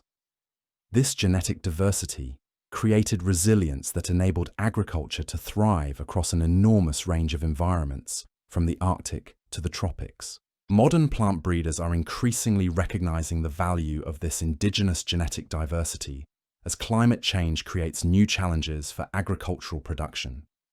Many of the traits that enable crops to survive drought, resist diseases, or thrive in marginal soils were preserved in traditional varieties that are now being studied and incorporated into modern breeding programs. The foresight of indigenous farmers in maintaining this genetic diversity has created resources that may be crucial for feeding the world as environmental conditions continue to change. The food processing and preservation techniques developed by indigenous American societies were equally sophisticated. Methods for creating nutrient-dense foods that could be stored for extended periods without spoilage enabled communities to survive seasonal variations and environmental challenges that would have overwhelmed societies dependent on fresh foods. Techniques like nixtamalization, which transforms corn into more nutritious and digestible forms, demonstrate chemical knowledge that wasn't understood by European science until the 20th century. These food systems supported population levels that often exceeded what the same regions can sustain today using modern agricultural methods. The Mississippi Valley supported hundreds of thousands of people using indigenous agricultural techniques that enhanced soil fertility and maintained ecosystem stability.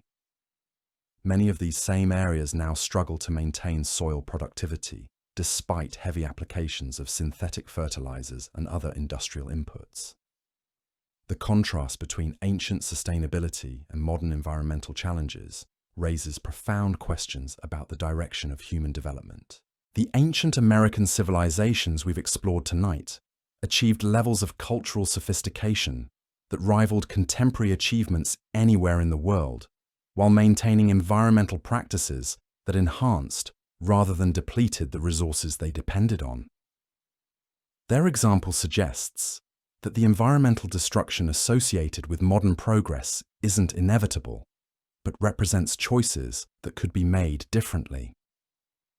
The knowledge preserved in indigenous communities throughout the Americas continues to offer insights into alternative approaches to development that could address modern environmental challenges while maintaining the benefits of technological progress. Traditional ecological knowledge accumulated over thousands of years of careful observation and experimentation provides tested solutions to problems that modern science is just beginning to understand. But this knowledge is disappearing rapidly as indigenous communities face ongoing pressures from modernization and cultural assimilation. Languages that preserve thousands of years of accumulated wisdom about sustainable resource management are dying out. Traditional practices that maintained ecological balance for centuries are being abandoned in favor of modern techniques that often prove less effective over the long term. The loss of this knowledge represents more than just academic interest in historical curiosities. It's the disappearance of tested solutions to problems that are becoming increasingly urgent as modern societies confront the environmental consequences of unsustainable development practices. The indigenous knowledge being lost today could hold keys to addressing challenges like climate change, soil degradation, and biodiversity loss that threaten the stability of modern civilization. The ancient American empires we've explored tonight weren't just remarkable achievements of the past. They were laboratories of human possibility that developed and tested approaches to civilization that remain relevant to modern challenges.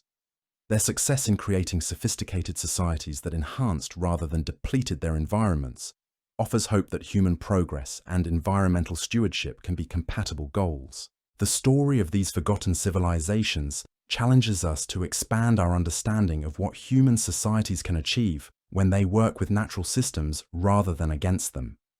Their legacy suggests that the path to a sustainable future might be found not just in new technologies, but in rediscovering and adapting wisdom that has already been tested over centuries of successful application.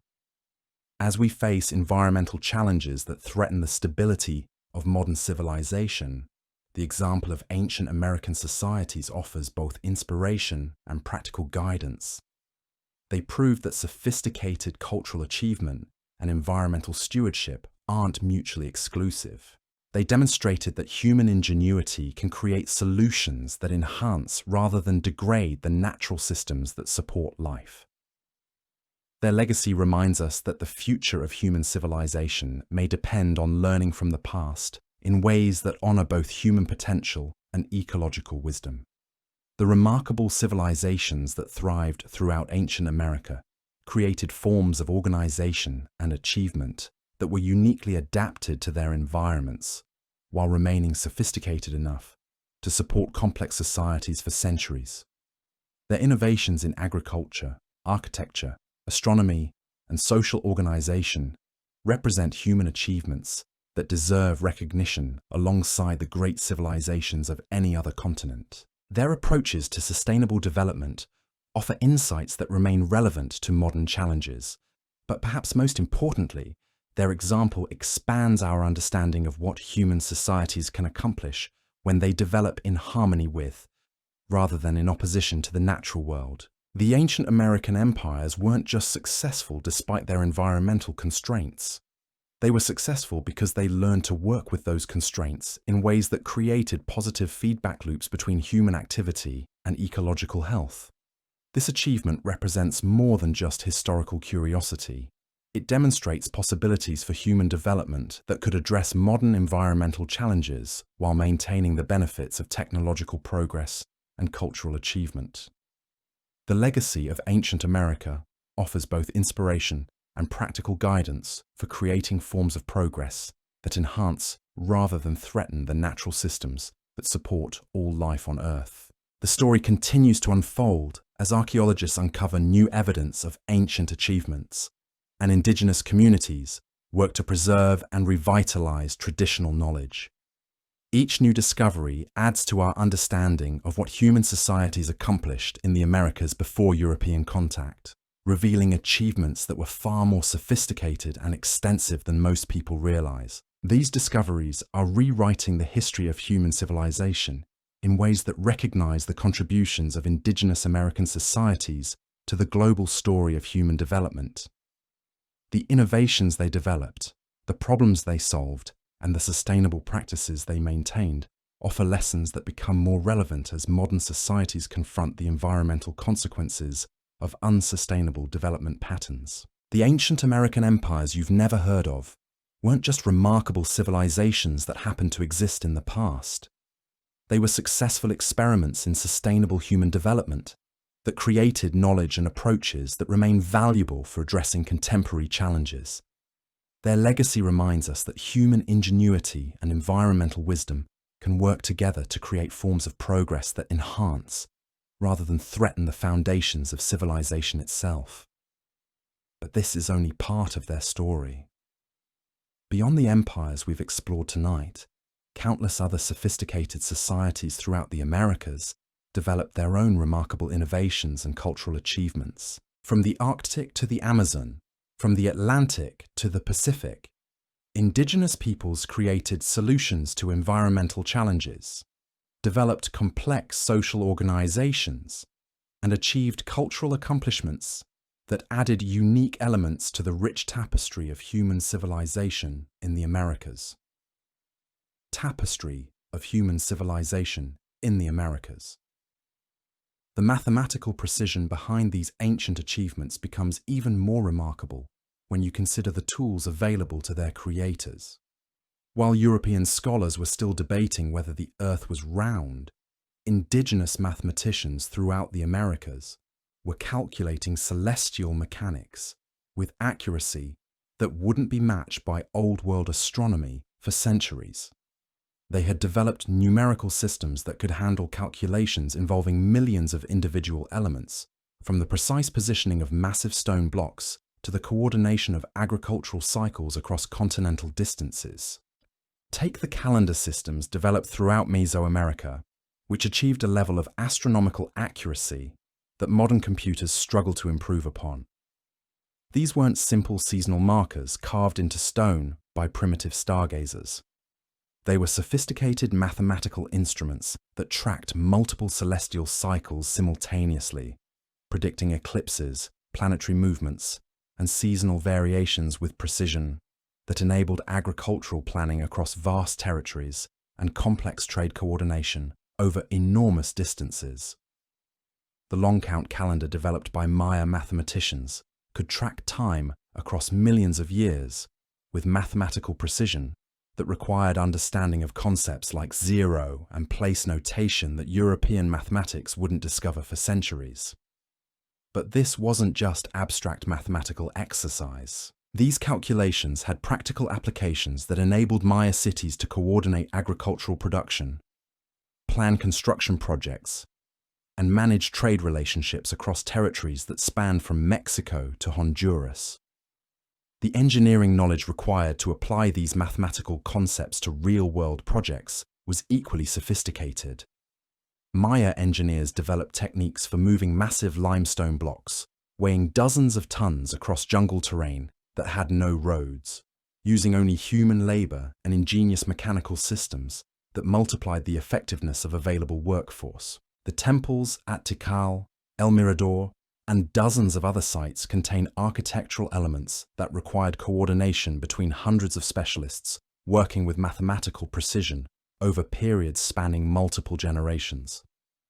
But the true genius of Maya engineering lay not just in their ability to build massive structures, but in their understanding of how to integrate architecture with natural systems in ways that enhanced rather than disrupted ecological relationships. Maya cities were designed as artificial ecosystems that channeled rainwater, created microclimates for agriculture, and provided habitat for beneficial wildlife, while supporting human populations that numbered in the hundreds of thousands. The raised field systems developed throughout Maya territory transformed seasonal swamps into productive agricultural areas that could feed large urban populations, while actually increasing biodiversity in the surrounding landscape. These weren't simple drainage projects that eliminated wetlands to create farmland.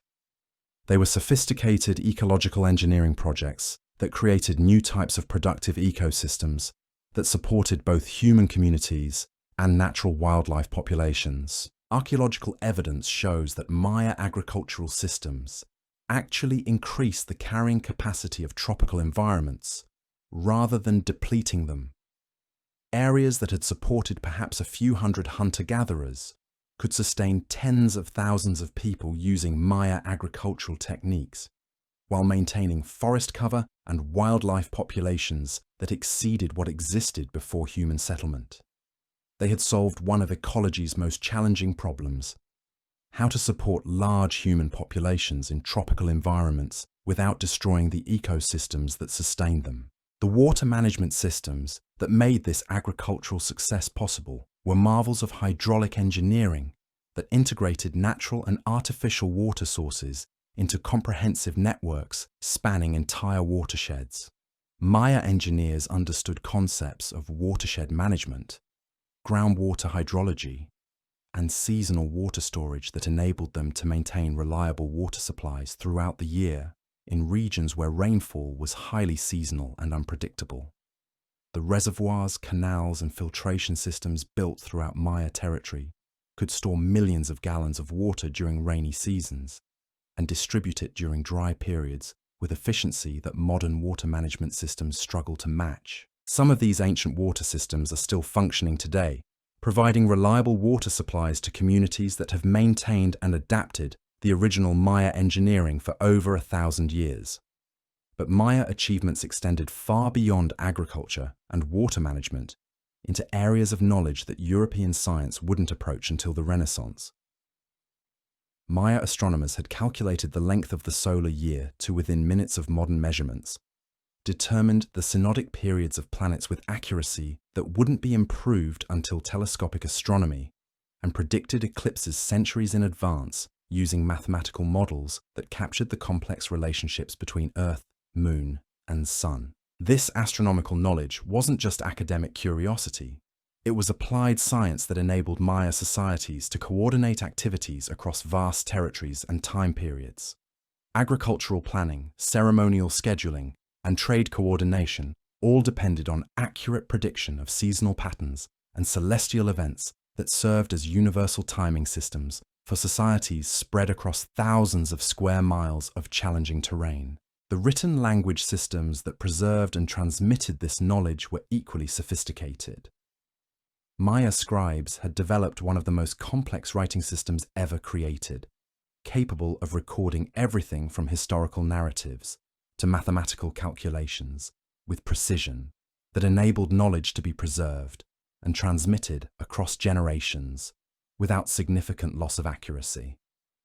The codices that survived Spanish destruction contain mathematical and astronomical information that demonstrates intellectual achievements rivaling anything produced by contemporary civilizations anywhere in the world. But the Maya weren't alone in developing sophisticated mathematical and scientific knowledge. Throughout the Americas, indigenous societies had developed their own approaches to understanding and manipulating natural phenomena that enabled remarkable technological achievements adapted to their specific environments and challenges. In the high Andes, Inca engineers developed techniques for working with stone that achieved precision levels that modern masonry struggles to match. The famous walls of Sacsayhuaman and Machu Picchu contain stone blocks fitted together so precisely that knife blades can't be inserted between them, despite being constructed without mortar or any binding agents. The engineering knowledge required to achieve this level of precision using only bronze tools and human labor represents mastery of physics, geology, and materials science that wasn't formally understood by European engineering until the industrial age. The logistics of Inca construction projects were equally impressive. The stones used in major Inca buildings were often quarried hundreds of miles from construction sites, then transported across mountain terrain that challenged every principle of ancient engineering. Some blocks weighing over 100 tons were moved across valleys, up mountain slopes, and through narrow passes using techniques that modern engineers are still trying to understand and replicate. The road systems that enabled this transportation were themselves marvels of engineering that connected the Inca Empire across over 25,000 miles of mountain, desert, and jungle terrain. These weren't simple footpaths worn by generations of travelers. They were carefully engineered transportation networks that included bridges, tunnels, and paved sections that enabled rapid movement of people and goods across some of the most challenging geography on Earth. The rope bridges that spanned Andean gorges were particularly remarkable examples of indigenous engineering innovation. These structures, woven entirely from plant fibers using techniques passed down through generations, could support the weight of loaded pack trains while flexing with wind and weather in ways that prevented structural failure. Some of these bridges remained in use for centuries, maintained by local communities using traditional techniques that kept them functional long after European-style bridges in similar conditions had collapsed or been abandoned. The administrative systems that coordinated these vast construction projects were as sophisticated as the engineering techniques that made them possible. The Inca had developed methods for managing labor, resources, and information across territories spanning over 3,000 miles without using written language or wheeled transportation. Their quipu recording systems could track complex numerical data involving millions of individual items, from tribute obligations to population counts to inventory records, that enabled central planning on a scale that most modern governments would find challenging. But perhaps the most remarkable aspect of Inca administration was its integration of diverse cultural groups into a functioning imperial system without destroying local traditions or imposing cultural uniformity. The Inca Empire included dozens of distinct ethnic groups, each with their own languages, customs, and social organizations. Yet the imperial system enabled coordination and cooperation across this diversity in ways that created one of the most stable political entities in ancient American history.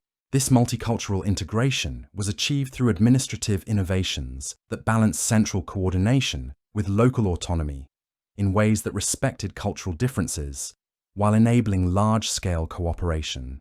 Local leaders maintained authority over their communities while participating in imperial networks that provided benefits and opportunities that enhanced rather than threatened local development. It was a form of political organization that combined the advantages of centralized coordination with the stability that comes from preserving local traditions and loyalties. The economic systems that supported this political integration were equally sophisticated. The Inca had developed methods for managing production and distribution across diverse ecological zones that maximized the advantages of environmental variation while minimizing the vulnerabilities that came from regional specialization. Highland communities specialized in potato cultivation and textile production, while lowland regions focused on corn agriculture and tropical products, and coastal areas contributed marine resources and specialized crafts. This ecological specialization created economic relationships that gave every region advantages to offer and needs that could be met through cooperation with other areas.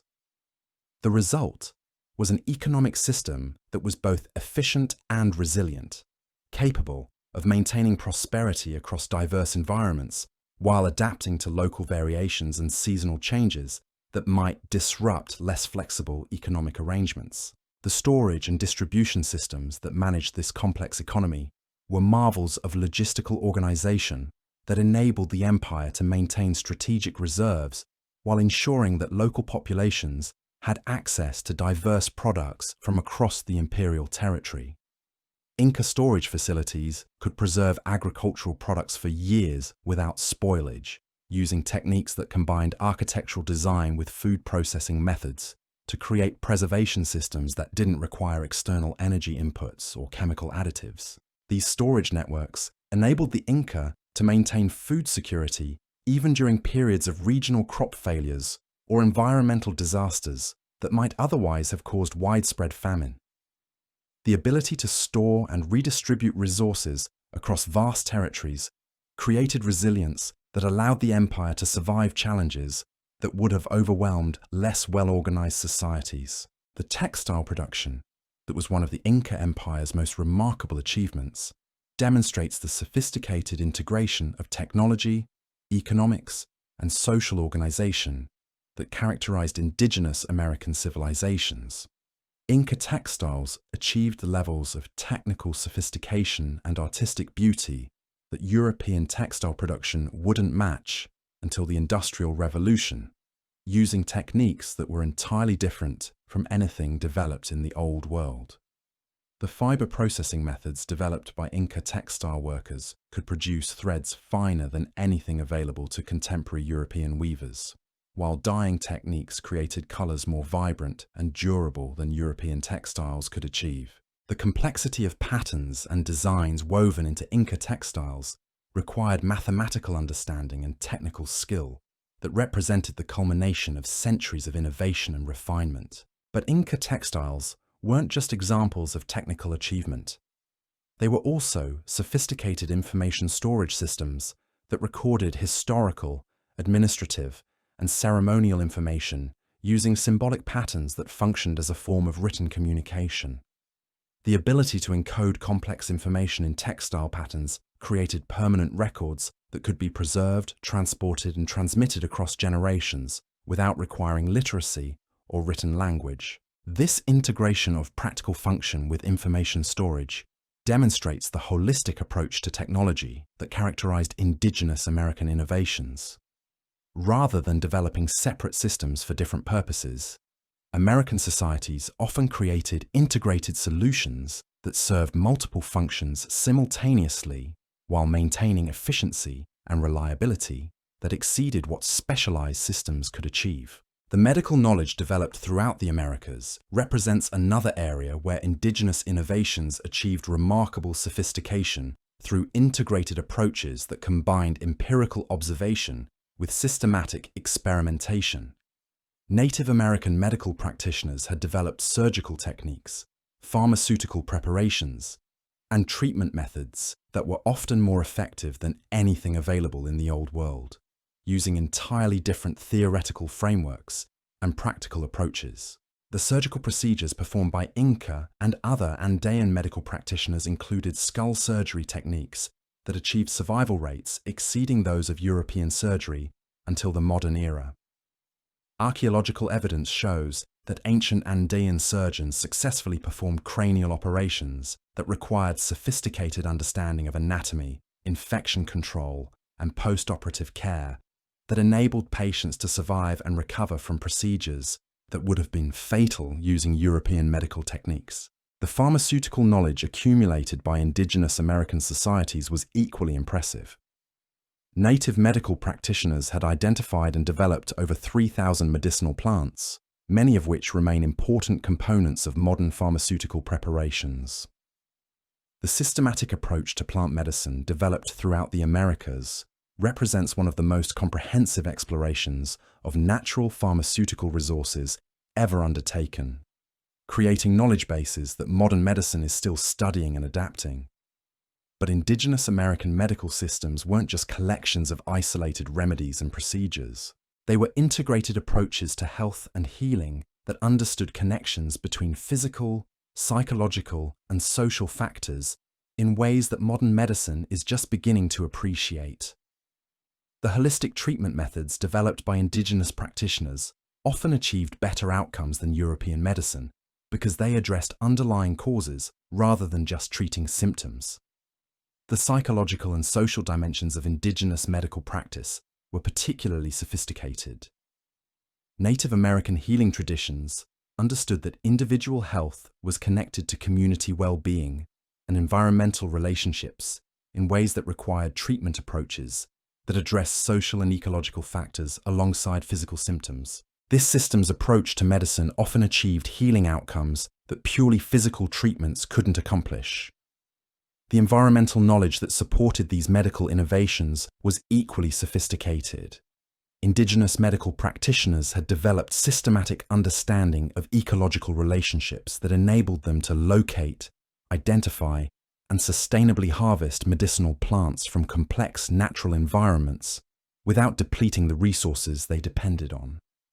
This ecological approach to resource management ensured that medical knowledge could be maintained and transmitted across generations without destroying the natural systems that made it possible. The integration of medical knowledge with broader ecological understanding demonstrates another characteristic feature of indigenous American innovation: the development of sustainable practices that enhanced rather than depleted the natural systems they depended on. This sustainability wasn't just environmental consciousness. It was practical necessity that forced indigenous societies to develop approaches that could be maintained indefinitely without external inputs or resource depletion. The long-term thinking required to develop sustainable practices created forms of innovation that were fundamentally different from approaches that prioritized short-term effectiveness over long-term viability. Indigenous American societies had to develop solutions that would work not just for immediate needs, but for generations of continued use without depleting the resources or damaging the environments that made them possible. This sustainability requirement created a unique form of technological development that modern societies are struggling to achieve. The challenge of creating progress that enhances rather than degrades environmental systems has become one of the most urgent problems facing contemporary civilization. Yet indigenous American societies had developed and successfully implemented solutions to this challenge centuries before it became a global concern. The wisdom accumulated through centuries of sustainable innovation represents knowledge that remains relevant to modern environmental challenges. The approaches developed by ancient American civilizations for managing resources, maintaining ecological balance, and creating forms of progress that work with, rather than against, natural systems, offer insights that could help address contemporary sustainability challenges. But this knowledge is more than just historical curiosity or source of potential solutions to modern problems. It represents evidence of human potential that expands our understanding of what societies can achieve when they develop in harmony with, rather than in opposition to, the natural world. The ancient American empires demonstrated that sophisticated cultural achievement and environmental stewardship aren't mutually exclusive goals, but can be integrated into forms of development that enhance both human potential and ecological health. The legacy of these remarkable civilizations continues to influence contemporary understanding of sustainable development, indigenous rights, and environmental management. Their achievements remind us that human progress can take many different forms, and that the approaches developed by indigenous American societies represent successful alternatives to development patterns that have created modern environmental challenges. As archaeological research continues to reveal new evidence of ancient American achievements, our understanding of human potential continues to expand. Each discovery adds to the growing recognition that indigenous American societies developed forms of civilization that were as sophisticated as anything achieved elsewhere in the world, while maintaining approaches to environmental management that modern societies are still trying to understand and emulate. The story of ancient American empires isn't just about remarkable achievements of the past. It's about possibilities for the future that honor both human potential and ecological wisdom. Their legacy offers inspiration and practical guidance for creating forms of progress that enhance rather than threaten the natural systems that support all life on Earth, while achieving levels of cultural sophistication that enrich human experience and expand the boundaries of what civilization can accomplish. The knowledge systems that enabled these remarkable achievements weren't developed in isolation. Throughout the Americas, sophisticated networks of intellectual exchange connected civilizations across vast distances, creating continental communities of learning that shared innovations, tested new approaches, and refined techniques through collaborative experimentation that spanned generations. These weren't primitive societies stumbling through trial and error. They were systematic researchers conducting coordinated investigations into natural phenomena with methodological rigor that modern scientists would recognize and respect. Consider the astronomical observations that required centuries of patient data collection to achieve the precision we find in ancient American calendars and ceremonial alignments. Individual observers working alone couldn't have accumulated the comprehensive records needed to predict eclipses decades in advance or calculate planetary cycles with mathematical accuracy. This level of precision required institutional memory, standardized observation protocols, and systematic record-keeping that could preserve data across multiple generations of researchers. The observatory complexes built throughout the Americas weren't just individual projects created by isolated communities. They were components of larger research networks that shared observations, compared calculations, and refined theoretical models through collaborative investigation that connected astronomers across thousands of miles of challenging terrain. The consistency of astronomical alignments found at sites from Alaska to Chile suggests coordination that could only have been achieved through active communication and shared research protocols. This scientific collaboration extended beyond astronomy into every field of knowledge that required systematic investigation. The agricultural innovations that transformed environments throughout the Americas involved experimental programs that tested thousands of plant varieties under different conditions, documented results with mathematical precision, and shared successful techniques through networks that connected farmers across diverse ecological zones. The development of new crop varieties required breeding programs that spanned multiple generations and involved careful selection for traits that enhanced productivity, disease resistance, and environmental adaptation. The genetic diversity preserved in indigenous crop varieties represents the accumulated results of thousands of individual breeding experiments conducted by farmers who understood principles of heredity and selection that European agriculture wouldn't discover until the modern era. The sophisticated understanding of soil chemistry that enabled ancient American farmers to enhance rather than deplete agricultural land required systematic investigation into the relationships between soil composition, plant nutrition, and ecosystem health.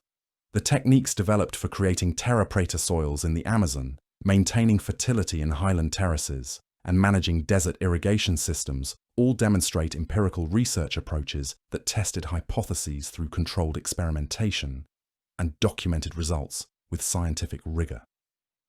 The medical knowledge accumulated by indigenous American societies represents another remarkable example of systematic research that produced practical results through methodical investigation. The identification and development of over 3,000 medicinal plants required experimental programs that tested dosages, documented effects, and refined preparations through careful observation of patient responses across multiple generations of medical practitioners.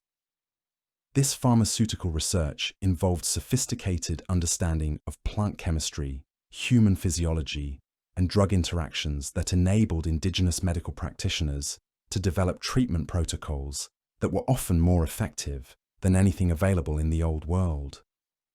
The surgical techniques that achieved high survival rates for complex procedures required anatomical knowledge and procedural refinement that could only have been developed through systematic study and careful documentation of results. The engineering knowledge that enabled ancient American civilizations to build massive structures, create complex irrigation systems, and construct transportation networks across challenging terrain was equally sophisticated. The precision achieved in construction projects like Machu Picchu or the Maya pyramids required mathematical understanding and technical expertise that developed through centuries of experimentation with materials, techniques, and structural principles. The logistics of coordinating these construction projects required management systems that could organize thousands of workers, coordinate material deliveries, and maintain quality control across projects that often continued for decades. The administrative knowledge needed to manage these complex undertakings represented sophisticated understanding of organizational psychology, resource management, and project coordination that modern construction management has struggled to improve upon. But perhaps the most remarkable aspect of ancient American knowledge systems was their integration of practical application with theoretical understanding in ways that created comprehensive approaches to complex problems. Rather than developing separate academic disciplines that studied isolated aspects of natural phenomena, indigenous American societies created holistic knowledge frameworks that understood connections between different fields of investigation. The astronomical knowledge that enabled accurate calendar calculations was integrated with agricultural science to optimize planting schedules and crop selection. Medical understanding that identified effective pharmaceutical preparations was combined with ecological knowledge that ensured sustainable harvesting practices. Engineering expertise that enabled massive construction projects was coordinated with social organization that could manage complex labor requirements while maintaining community stability. This interdisciplinary approach to knowledge creation produced innovations that were more effective and sustainable than specialized solutions because they addressed multiple aspects of complex problems simultaneously. The raised field agricultural systems that transformed wetland environments into productive farmland, combined understanding of hydrology, soil chemistry, plant biology, and ecosystem dynamics into integrated solutions that enhanced rather than disrupted natural processes. The urban planning that created cities like Cahokia and Chanchan integrated architecture, engineering, social organization, and environmental management into comprehensive approaches that supported large populations while maintaining ecological balance. The transportation networks that connected ancient American civilizations across vast distances combined engineering knowledge with geographical understanding and political coordination to create infrastructure systems that functioned effectively for centuries. The preservation and transmission of this knowledge required educational systems that could maintain accuracy while adapting to changing conditions and expanding understanding. Indigenous American societies developed sophisticated methods for encoding complex information in formats that could be preserved across generations without significant loss of precision or detail. The quipu recording systems used throughout the Andes could store numerical data involving millions of individual items with accuracy that enabled central planning and resource management across vast territories. The symbolic patterns woven into textiles preserved historical narratives, ceremonial instructions, and technical specifications that maintained cultural continuity while allowing for innovation and adaptation. The oral traditions that preserved knowledge in societies without written language employed mnemonic techniques and narrative structures that could maintain accuracy across hundreds of years of transmission. These weren't simple storytelling traditions that preserved general cultural themes. They were sophisticated information storage systems that could preserve precise technical knowledge, mathematical relationships, and detailed historical records with reliability that often exceeded written documentation. The institutional frameworks that supported knowledge preservation and transmission were equally sophisticated. The educational systems that trained new generations of specialists required pedagogical approaches that could transfer complex technical knowledge while maintaining quality standards that ensured continued innovation and refinement. The religious and ceremonial institutions that preserved astronomical knowledge, medical practices, and agricultural techniques weren't just cultural traditions that maintained social cohesion. They were sophisticated knowledge preservation systems that encoded critical information in ritualized formats that could survive political disruptions and environmental challenges that might destroy other forms of record keeping. The trade networks that connected ancient American civilizations weren't just economic relationships that exchanged goods across vast distances. They were knowledge transmission systems that shared innovations, tested new approaches under different conditions, and created collaborative research networks that enhanced the development of all participating societies. The technological achievements that resulted from these knowledge systems represent some of the most sophisticated solutions to environmental challenges ever developed by human societies.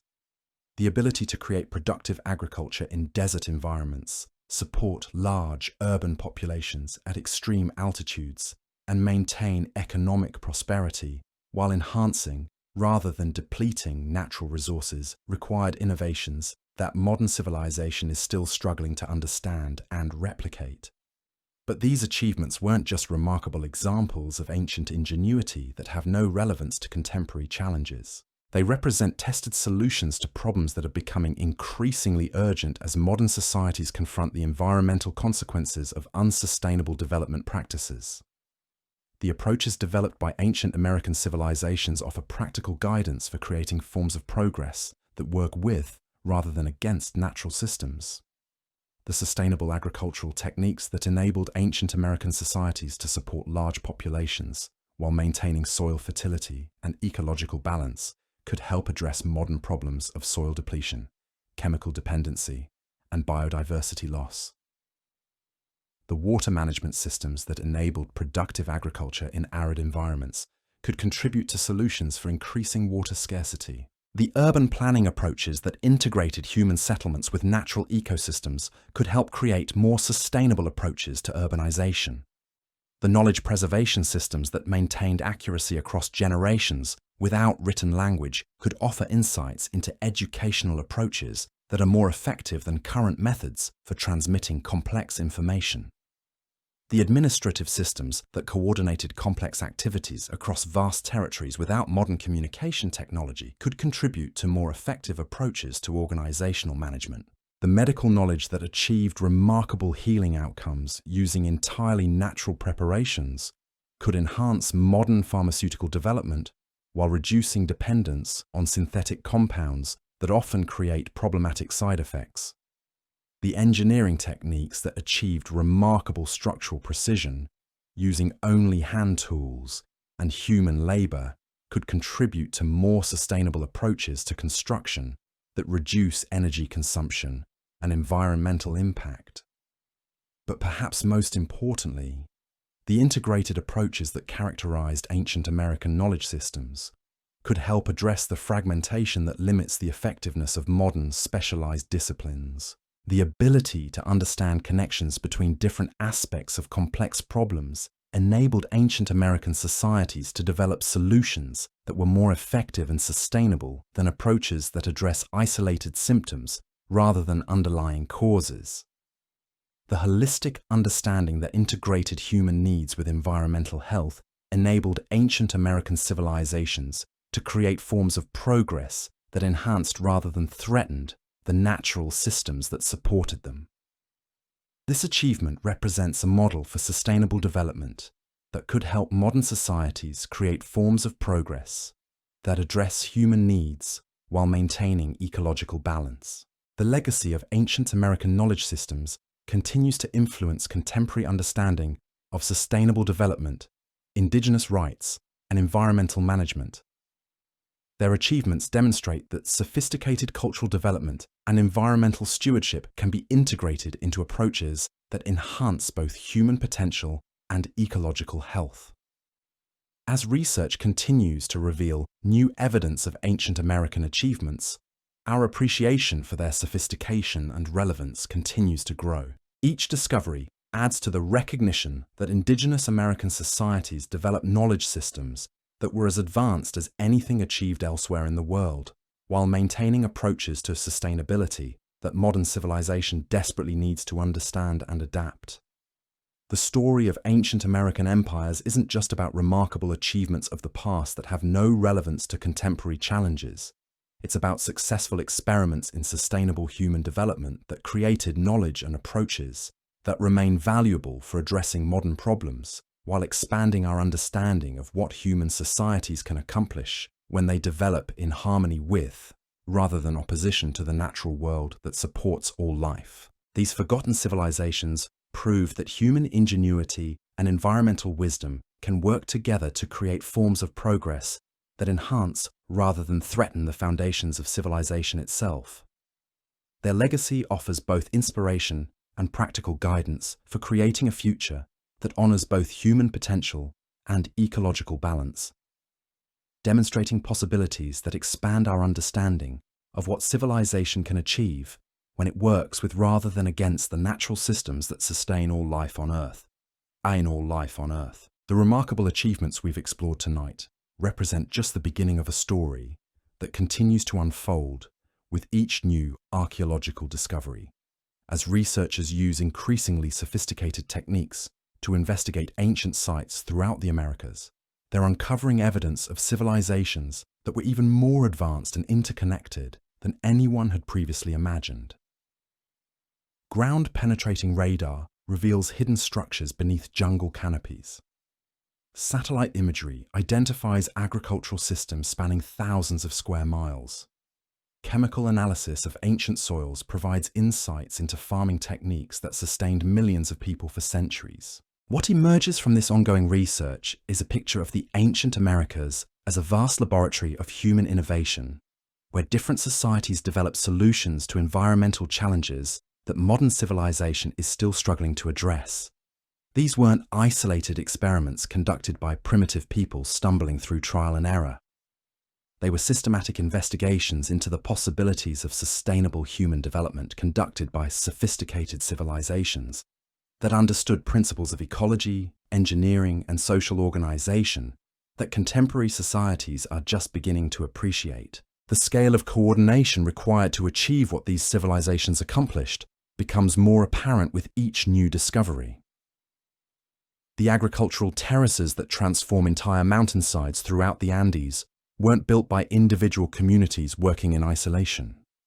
They were components of integrated watershed management systems that required coordination across dozens of communities and multiple generations of sustained effort. The raised field systems that covered thousands of square miles in the Amazon basin represent collaborative engineering projects that involved hundreds of communities working together to transform regional environments. The trade networks that connected these far-flung civilizations weren't simple exchange relationships where neighboring communities traded surplus goods. They were sophisticated economic systems that coordinated specialized production across continental distances, enabling communities to focus on what they could produce most efficiently while gaining access to resources and products from thousands of miles away. Copper from the Great Lakes reached communities in Mexico and South America.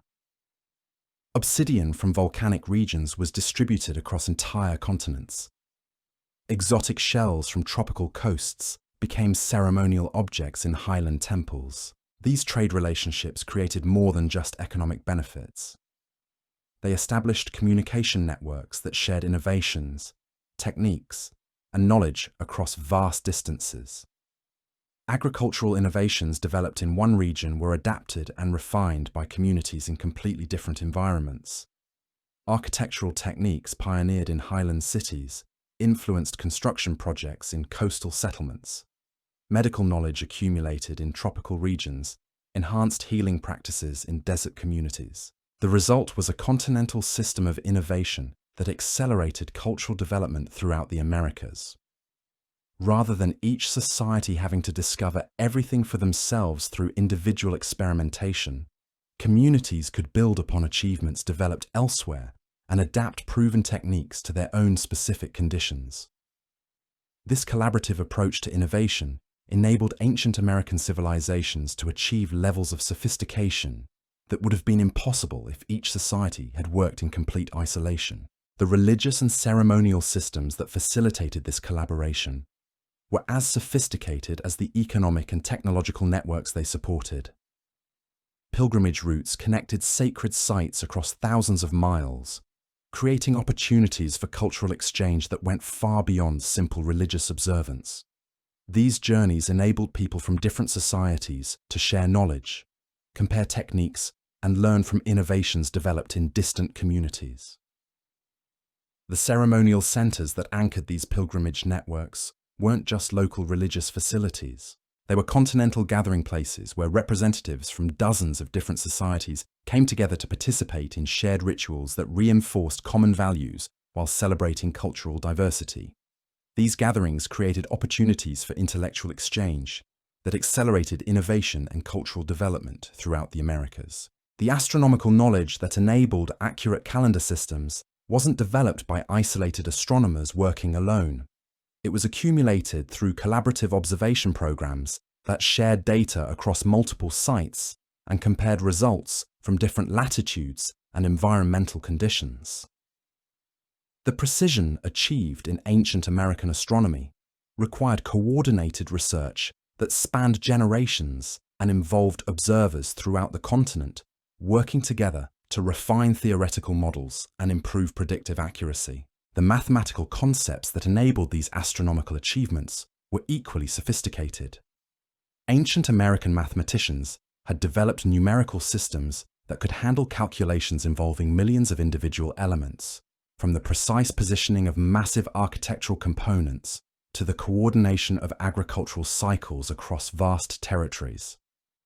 They understood concepts of zero, place notation, and complex geometrical relationships that enabled them to solve engineering problems that would challenge modern calculators. But perhaps the most remarkable aspect of ancient American mathematics was its practical application to real-world challenges. Rather than developing abstract theoretical frameworks that existed independently of practical concerns, ancient American mathematicians created mathematical tools that enabled better agriculture, more precise construction, and more effective resource management. Their mathematics was applied science that enhanced human capability while maintaining ecological balance. The engineering achievements that resulted from this mathematical sophistication were extraordinary by any standard.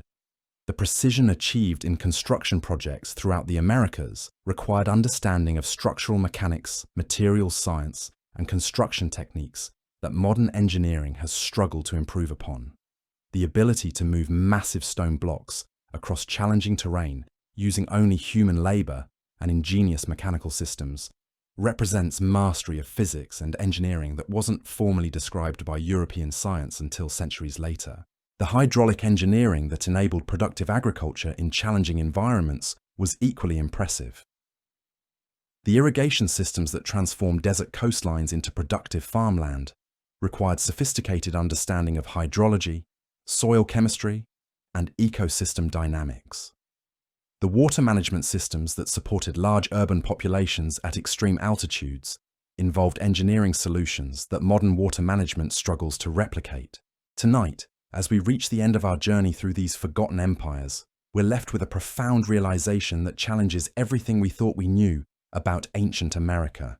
From the sophisticated irrigation networks of the Chimu that turned deserts into gardens, to the astronomical precision of Tiwanaku's high-altitude observatories, to the massive urban planning of Cahokia that rivaled medieval Europe's greatest cities, these civilizations achieved something that modern society is still struggling to understand: true sustainability without sacrificing sophistication. What makes their story even more remarkable is how their innovations continue to influence our world today. The agricultural techniques that sustained millions of people for centuries are being studied by modern farmers facing climate change. The water management systems that thrived in impossible conditions offer solutions to contemporary drought challenges. The mathematical and astronomical knowledge they accumulated rivals anything achieved by their old world contemporaries. Yet their names remain absent from most history books. But perhaps the most important lesson from these ancient American empires isn't just what they accomplished. It's what they prove is possible. They demonstrated that human societies can develop remarkable cultural achievements while actually enhancing the environments that support them. They showed us that progress doesn't require destruction, that sophistication doesn't demand exploitation, and that true civilization means working with nature rather than against it. So the next time someone tells you that indigenous Americans were simple hunter-gatherers living in primitive conditions, remember the master engineers who built Machu Picchu without mortar, the astronomers who calculated eclipses centuries in advance, and the urban planners who created cities larger than London at a time when most Europeans lived in scattered villages. Remember that the story of human achievement isn't limited to any single continent or culture. These ancient American empires you've never heard of weren't just remarkable civilizations of the past. They were successful experiments in sustainable human development that created knowledge and approaches we desperately need today. Their legacy reminds us that when human ingenuity works in harmony with natural wisdom, we can achieve greatness that enhances rather than threatens the world that sustains us all.